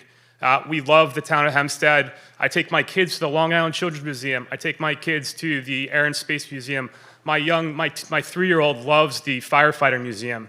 The idea of putting the second biggest casino in North America adjacent to what's the cradle of aviation, it's offensive to me. I'm not anti-union. My grandfather was a firefighter. My mom was a teacher and administrator in the union for 40 years. That's how we were able to afford Garden City. I'm so supportive of economic development. I'm so supportive of putting a medical center in this location. But one of the things I want to focus on is the impact on the social fabric of this casino, okay? 23,000 people a day will visit this casino based on the Sands estimates. 2 to 4% of those people are problem gamblers, okay? 20% of problem gamblers either try to commit suicide or have thoughts of suicide every single year. My mother-in-law ran the Zucker Hillside Behavioral Health Facility for a long time. She was the chief nursing officer. I talked to her this morning about this. We already have a crisis in Nassau County with respect to behavioral health. There are not enough beds at Zucker Hillside. We talked about, Reverend Mackey talked about the Nassau University Medical Center. That medical center ran a deficit, I believe, of $140 million in 2022. Where are these people going to go? This is a fact, okay? This is a fact. Casinos bring problem gambling brings crime, and problem gambling brings thoughts of suicide up to 20%. We're going to then, is Sands going to run buses to the Nassau University Medical Center once people are too drunk, broke, and tired to go home and drive home by themselves?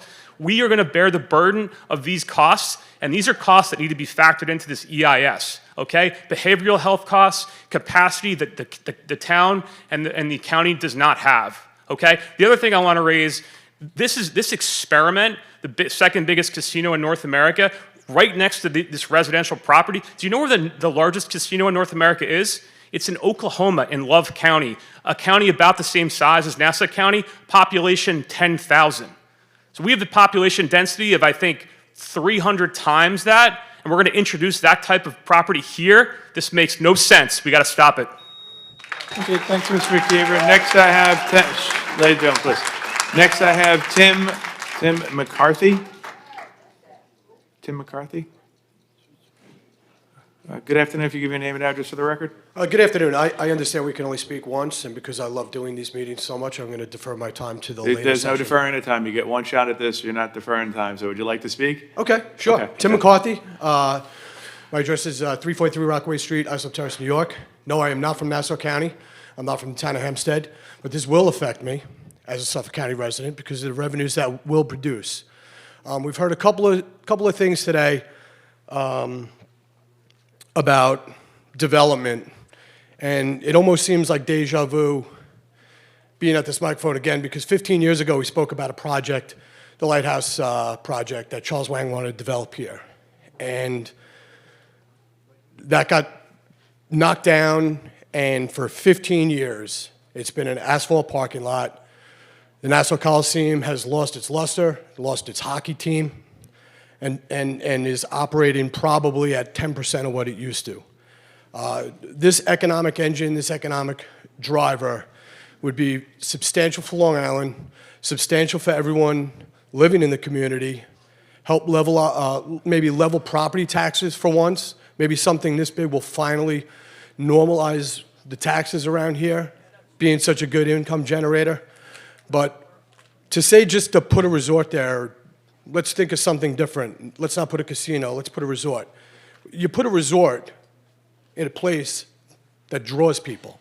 You don't just build a resort, right? You have to have something there that draws people in. So without anything, a resort, you might as well have it in the middle of the desert, because if you're not going to have something that's going to draw people, no one's going to go visit it, and it won't go anywhere. So I think this is a good move for Nassau County. It's a good move for Suffolk County. It's a good move for all the construction workers that are going to be on this job. And I failed to say this earlier, but I'm a business rep for Local 25, and I know that a job of this magnitude helps put money, good money, in people's pockets where they spend in the community. And by the way, you don't have to go to necessarily have to. So we talk about casinos and gambling problems, right? Everybody's got a smartphone in their pocket. Well, right now you can gamble on your smartphone. I don't know if anybody here is doing that currently. Thank God. If you're not, but if you have a problem gambling, you can have a problem gambling. If you don't, you don't. And as far as the traffic and the environmental impact, I think there's a lot more impact leaving Long Island via car or bus or whatever to go somewhere else and then come back provides just as much of an environmental impact than driving into your neighborhood and taking care of something. And the traffic influx and outflux is not going to be 20,000 people at a time. It's going to be, you know, people in and out.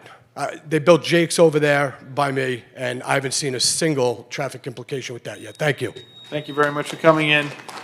Next, I have, I apologize, Del Greco, Claudel Del Greco? Del Greco? Okay. Matthew Gadia? Matthew? Okay. Yes. Hi, Matthew Gator. Oh, hey, Matthew, if you can name an address of the record, that'd be great. Thank you. Matthew Gator, 1924 Webster Street, Merrick, New York. I'm here to support the casino. I've worked with casinos in Atlantic City. I've seen what they brought in. They do a lot for the community. You know, people talk about universities. Stockton University was one of the biggest universities in New Jersey. Built a whole campus in Atlantic City, right next to the casinos. You know, so there's a lot of opportunities that it's going to bring to Nassau County. As far as traffic control, I've dealt with the casinos with traffic control. I provide parking and transportation for a lot of the casinos down there. They put a lot into the area in new roads, garages, and with new technology, the traffic is a lot less. Okay. Thank you for taking the time to come in today. Next, we have Harvey Miller.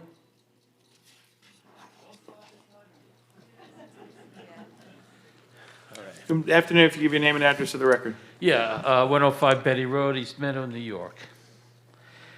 There's a lot to be said about the how appropriate this casino is, proposed casino. To me, it sounds like a giant crap table. Well, when it comes to this casino, the stakes are high, and indeed, I believe that we shouldn't be dealing with this deck of cards. Property values are going to significantly get lower. By the way, the guy before me just mentioned Atlantic City. How good is that doing now?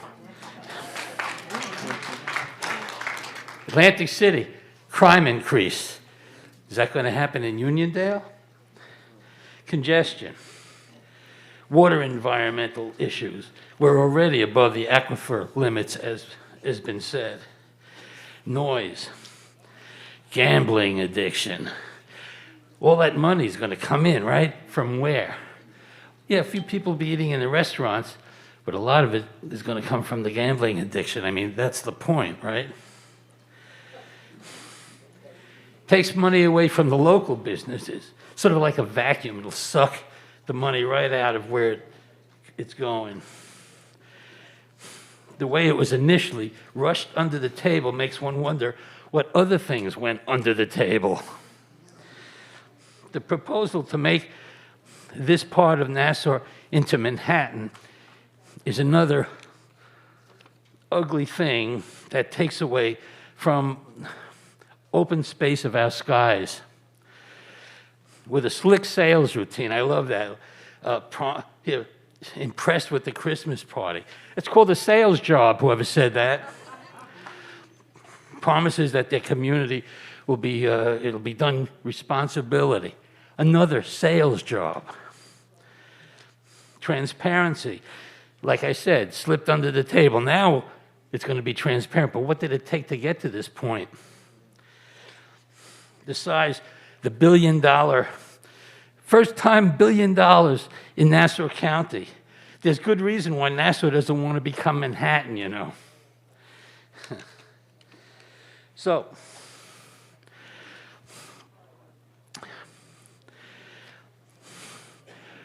with causes like other alternatives like sustainable energy, affordable housing, sustainable mass transit, neighborhoods designed for walking, cycling, alternative transportation, cancer research, local education facilities, money invested toward the hospitals, all of which are better choices, to the consumer, to the customers, to Nassau County, and to the world than a casino. How unimaginative. Thank you, Mr. Murlett. We appreciate it. Next, I have Joseph Parisi. Good afternoon, Mr. Parisi. If you give your name and address to the record, thank you. Good afternoon, Mr. Supervisor. My name is Joseph Parisi, and I reside in East Meadow, New York. I'm also the president of the Council of East Meadow Community Organizations, and I also am a member of the Environmental and Sustainability Working Group. Since we are here today to talk about the draft environmental impact statement, my thought here is that this proposal should go forward as the first step, because I believe it is very comprehensive, will contribute to further understanding towards the suitability of this project. So with that, I urge that this particular impact statement move forward so that we can obtain more facts and understand better about this project. Thank you. All right, thank you very much. Next, I have Margaret Mayer from Merrick. Margaret?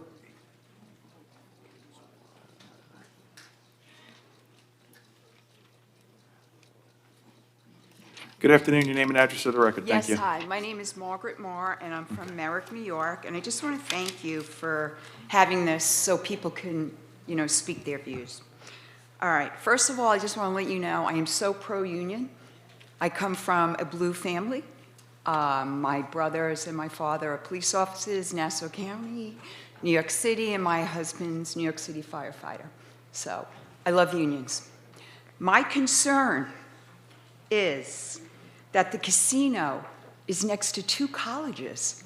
That to me is so shocking. I'm so taken aback that Nassau County and Town of Hempstead would even think of putting a casino by colleges. All right. The other thing is, that to me is so appalling. I can't even get over that one fact. The other thing is we have the Children's Museum. We have the Firefighters Museum. We have the Cradle of Aviation Museum. We have Sloan Kettering here. We have so much traffic as it is now on Hempstead Turnpike that it used to take me from getting off the Meadowbrook to go to where I worked, where I can't even think of the address, where Chelsea Street was, they had that big place over there, about a half hour. That's how much traffic it was on Hempstead Turnpike during rush hour. Now you are asking to build something so huge that there's going to be so much traffic. That is my concern. About everything else, you have the environment and everything else that other people spoke about, which is so true. But two major important things for me is having a casino next to two colleges and then having the impact of the traffic. I think it's absurd. I think what is happening is Town of Hempstead and Nassau County might be a little bit blinded by money that would be coming in, and I'm really upset about it being next to two colleges. I think the casino should be somewhere, but not here. I am pro-union jobs, 100%. I am pro-development and getting money into Nassau County because I hope that that money that does come in could lower our school taxes and we could survive and live here, but definitely not in this space. We do not have enough room. You're next to two colleges, and we just do not have enough space to accommodate all this traffic, and that is why I'm opposed to it. Please think of another place to house this, because it is a good idea, but not over here. Thank you. Okay, thank you very much for coming in. Next, I have Adrian Esposito.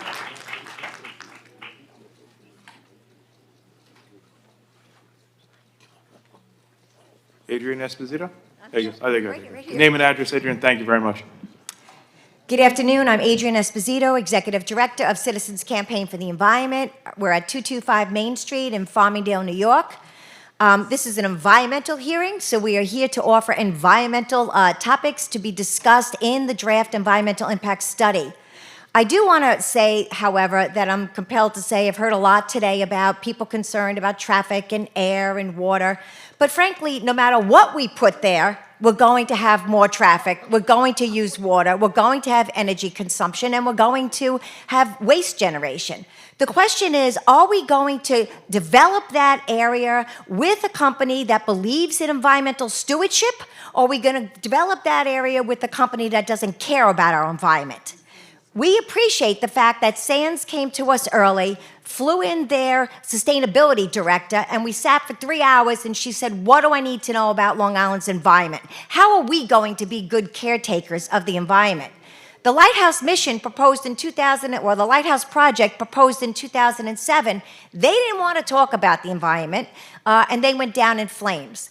So we offer the following comments to be assessed and studied in the draft EIS, and we will be offering independent review and being a watchdog to this project for environmental protection purposes. The first is that the scope talks about adding a well. We need to have clarity, will that well be owned by Hempstead Water District, or will it be owned by Sands? Is that well, what happens if or when there's contamination? Who pays for the filtration system? Also, when we figure out how much water withdrawal is needed, we believe we absolutely need an assessment of any of the Superfund sites that are surrounding the area. Will it impact the flow of any of the existing plumes? Unfortunately, we have a lot of legacy contamination in Nassau County. We need to see if increased water withdrawal with a new well influences plume migration and plume patterns. Also, a key thing in Nassau County, because 90% of Nassau County is developed, some would say overdeveloped, is stormwater runoff. And we have a chance here to have a state-of-the-art stormwater management plan that recharges water cleaner than in just letting it go into a traditional sump. So we'll be looking for things like permeable pavements, bioswales, also stormwater filtration devices that filter the stormwater, that can eliminate 50% of the nitrogen loading, 90% of the bacteria, oils, and other contaminants that we can find in parking lots, and allowing the recharge to be cleaner and safer than traditional sumps. Also, we have the chance for a state-of-the-art solid waste management plan. I'm running out of time. We have 10 pages of comments we will be submitting. Adrian, and I appreciate that, and I look forward to it, and I look forward to putting that up for all the residents to see that. I really thank you very much. Thank you so much. But we appreciate it. Glenn Aldridge. Good afternoon. If you give your name and address for the record. All right, good morning, everyone. I'm Glenn Aldridge, 44 Houston Road, Garden City. I just want to start to say I'm a lifelong resident of the town of Hempstead. I grew up over by Salisbury Park Drive. I live in Garden City, obviously. Been there in the town for almost 70 years. It's changed a lot. Our suburban life is really almost gone. So much development, so much traffic, congestion, pollution, water problems. It's just changed an awful lot. The other thing that kind of hit me is the county executive, he understands this. Recently, Mr. Blakeman forcefully asked Governor Hochul to keep New York State out of Long Island because we don't want that development. We don't want to change our zoning. We don't want unfettered development. How is this project different than what New York State wants to bring? I actually agree with Blakeman. I don't want New York State zoning changes. I don't want development. We are full. Nassau County, the town of Hempstead, we're full. We have plenty of people, we got plenty of traffic, we got plenty of congestion. Leave us alone. That's all I have to say. Thank Thanks, you. Mr. Aldridge. Good seeing you. Next, I have Reverend Reginald Benjamin.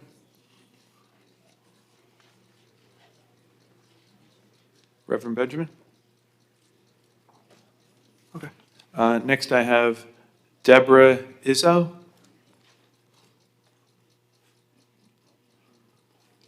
Good afternoon. If you have your name and address for the record, thank you.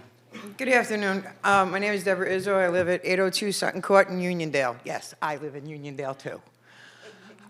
First, I'd like to say, as a small business owner in the local area, my business is approximately 5 miles from here. It would have no impact on my business of people coming to the hotel unless, of course, it wasn't a pet-friendly one. Then they would bring their dog to me. I believe that Sands Casino has done a lot for the local chambers. They've given a lot back to the local neighborhoods. They've researched what they need to do. And if they want to do something in addition to what they've already proposed, I think maybe looking into a water treatment plant to put cleaner water back into their own circulation. Maybe it's non-potable, but if you use the same osmosis, a process that's used on cruise ships, everything is much cleaner than what you would get out of the ground, and recirculating your own water is definitely positive for all of us. It eliminates the waste, it eliminates the burden on the water table. With that being said, I will tell you that I am 100% pro-Sands Development Court, and what I don't understand is everybody here that's focusing on a casino when the casino is part of the New York State Lottery and it has no bearing on a developmental project. Thank you. Okay, thank you very much. Next, I have Dr. Jeffrey Reynolds.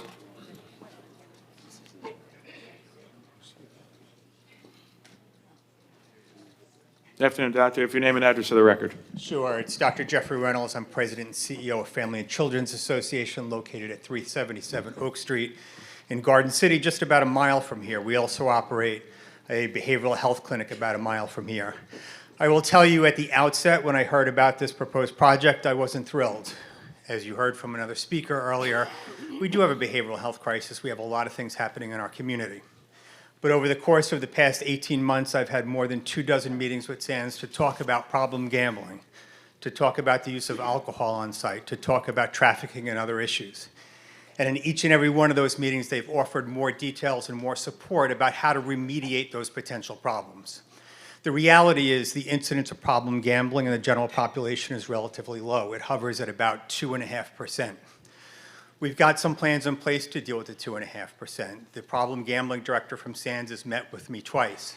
Our own organization, to gear up for this, went and got a state license to provide problem gambling services in the local community to begin to address this. It's a solvable problem. One of the things I do want to note is where we do see an increase in problem gambling right now, quite frankly, it relates to sports betting. New York State brought in $6 billion in sports betting fees over the course of the past 2 years. Nobody came to us and said, how will we clean up the mess associated with that? And as much as I sympathize with the folks from Hofstra, every single one of those college students has a casino right in their back pocket, and they're making sports trades while sitting in class. And so as we talk about the way forward, this is a company that's done the responsible thing. They've met with community leaders, and they've come up with a plan that works, in my professional opinion, for this community. I also want to note that for more than 140 years, we've had 3 offices in the village of Hempstead and spend a lot of time working with disempowered and impoverished communities. The lack of jobs is a stumbling block to eradicating poverty, violence, and some of the other things that plague our communities. As we talk about community violence, there's nothing that stops a bullet faster than a job. And the more opportunities we can create in this community, the better off we are all going to be. Again, I've been impressed with Sands from day one. They've committed to this community. They've met with me. They've answered each and every one of my concerns. And as I've notched it up in terms of what the concerns are, they've met those challenges and they've addressed it. They've committed to doing that over the course of the long term. I appreciate this process here today. This is democracy in action. But I'll say, as Long Islanders, we often say no, just reflectively. It's time we say yes to some things. I want staff that want to be here on Long Island. I don't want folks, social workers who are underpaid, relocating to other regions. This is our opportunity to fix some longstanding problems in Nassau County. I hope we all take it, and thank you for your time today. Thank you, Doctor. Next, I have Ellen Mitchell.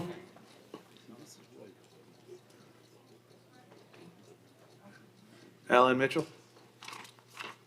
Okay. Allison O'Brien Silva.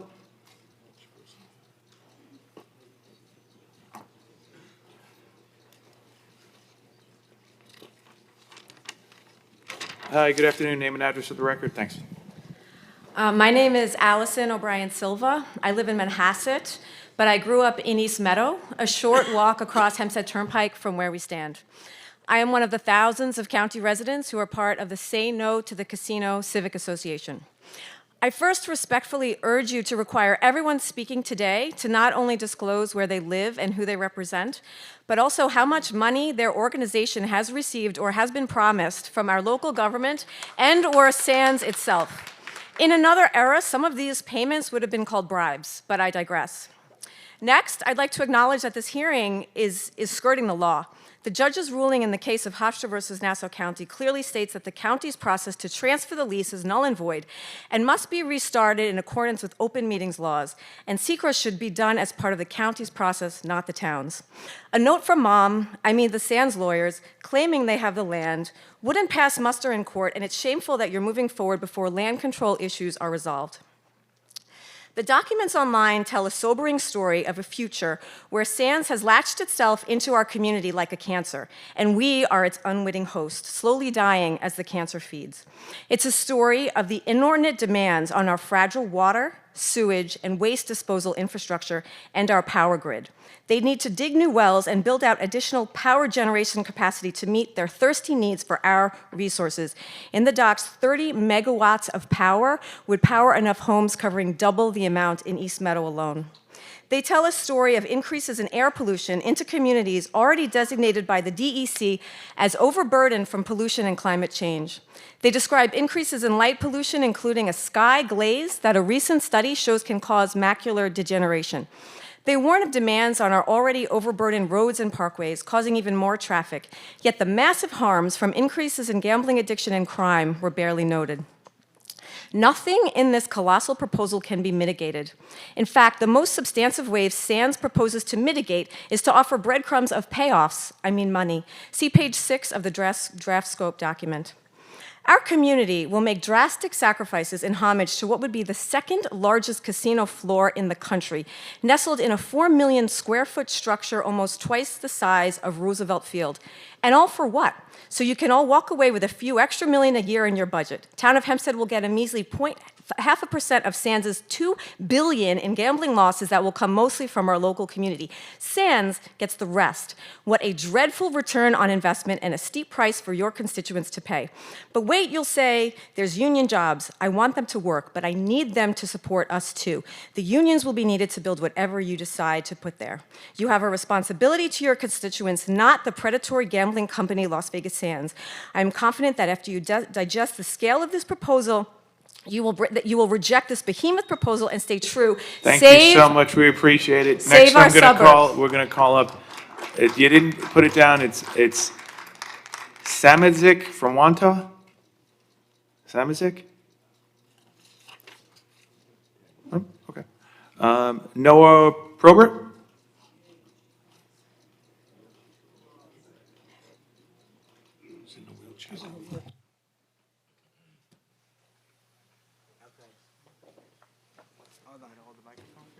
All right. Casey Ulysses, thank you. Thanks, Casey. Thank you very much. Supervisor Clavin,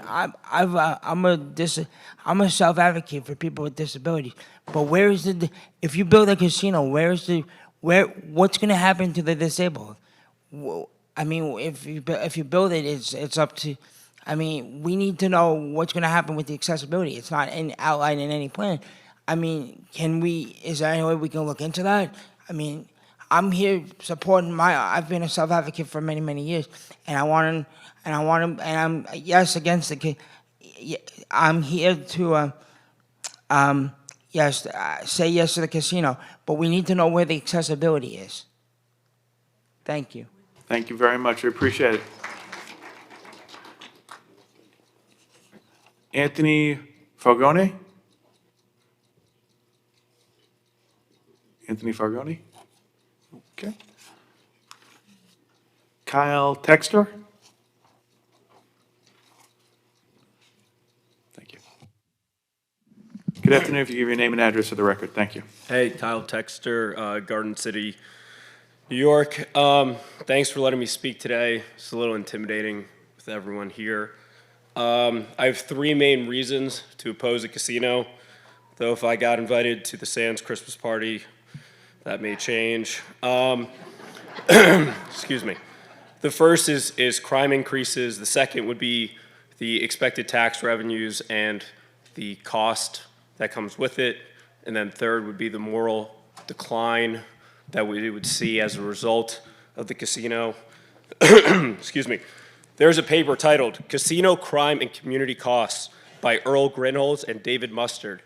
In this paper, it sampled 3,165 U.S. counties. On page 4 in the report, I can send it to you guys, but it basically shows that there's a lag effect in crime. So from year 0, there's basically no change. But from every subsequent year, you see an exponential increase in crime, including burglary, violent crime, aggravated assault, etc., from years basically 0 to 5, and then onwards. So crime begets more crime. It's not about just year 0, which I'm sure the casino people will show you, hey, look, in year 0, we have all this money coming in, there's no increase in crime. It's about the downstream effects of those crimes and that they increase as time goes on. Sands says they're going to be here for a long period of time. Well, what's a 20-year study on the long-term effects of crime? Someone brought up Atlantic City. That's a great example of how poorly a casino can impact a society. Second, the dollar amounts, the tax revenues are minimal. The amount that Nassau County's budget is $3.5 billion. This is going to be $50 million. We have no real estimate of how much extra cost that is going to be. This could be a completely cost negative, or excuse me, this could completely cost us way more than $50 million in additional services and end up costing Nassau County way more than whatever expected tax revenues they're going to bring. Thirdly, Mike talked about kids. I have 2 kids and a third coming along the way. Having a casino and the crime around my children, I think, would be absolutely terrible. From a societal decline standpoint, we have a situation where casinos bring more crime, prostitution, gambling. How does Sands make their money? They make their money based on gambling revenues. All the nice little trinkets that they have surrounding the casino, that's just to bring more people in to gamble more money. The hold percentage, which is how much money that they make per table game, is at 14%. So if you're betting $100 to play blackjack, you're just paying $14 essentially to play that game. So I would implore you guys to look and see how actually casinos make their money, because they don't really do it in the food and beverage. They actually do it by just stealing money from people who don't understand math and don't understand how things work. Thank you. Okay, thank you very much. Next, I have Kay Fallerino. Kay Fallerino? Okay.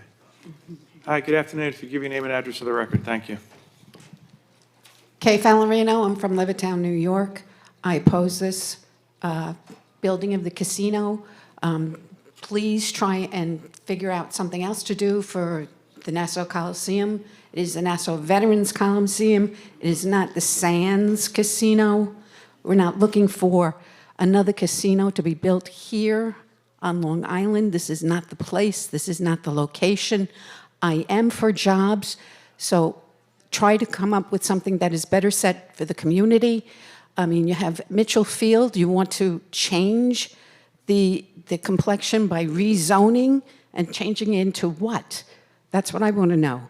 You're going to make it all business. What about the children here on Long Island? Why don't you do something that's good for the communities and for the children here, to keep people here on Long Island? A casino is not going to do that. Please reconsider what you build in this sacred place that was for the veterans, Nassau Veterans Coliseum. I'm very nervous. I have other things to say, but I kind of went blank. But please reconsider what we put here.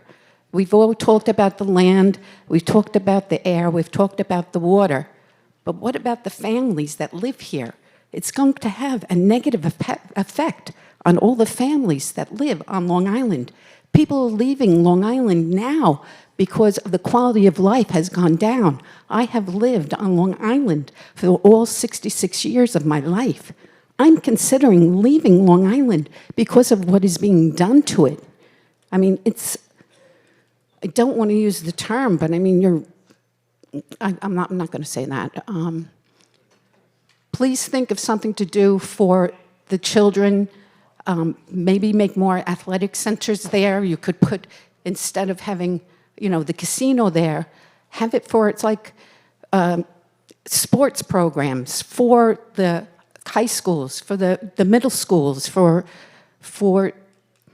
our neighborhood, to build it back up. Why we came here in the first place to live on Long Island. We didn't come here for it to be New York City, Atlantic City, Las Vegas. We came here for the suburbs. We are losing our suburbs.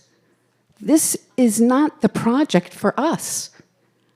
I'm all for building, I'm all for the unions, but this is not a good fit for Long Island. Please reconsider what you want to do with this land. Thank you. Thanks, Ms. Valerino. We appreciate you coming in.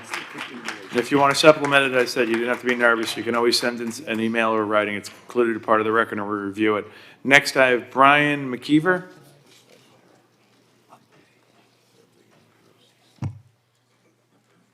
Good afternoon. Name and address for the record. Thank you.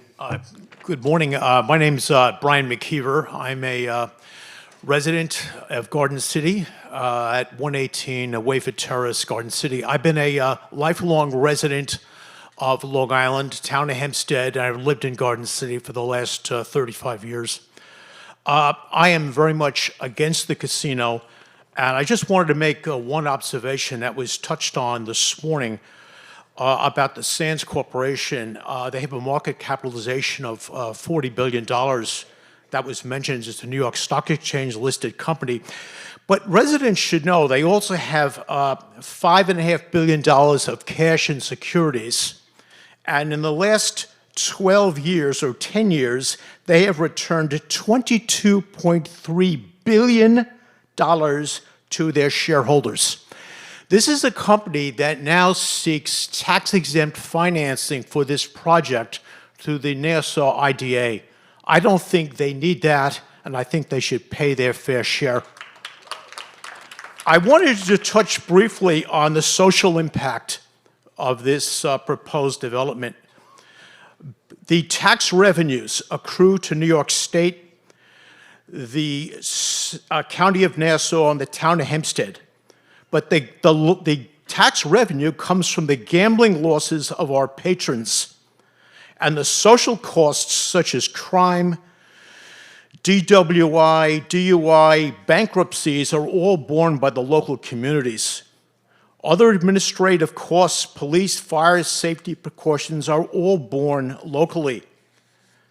Gaming facilities, as have been mentioned, often result in higher crime, examples including auto theft, street felonies, drug-related crime, and home burglaries. Another big issue is bankruptcies. A Spectrum study quoted people that call to the gambling hotline centers said that 20% of the callers to a credit counseling agency reported they had gambled recently.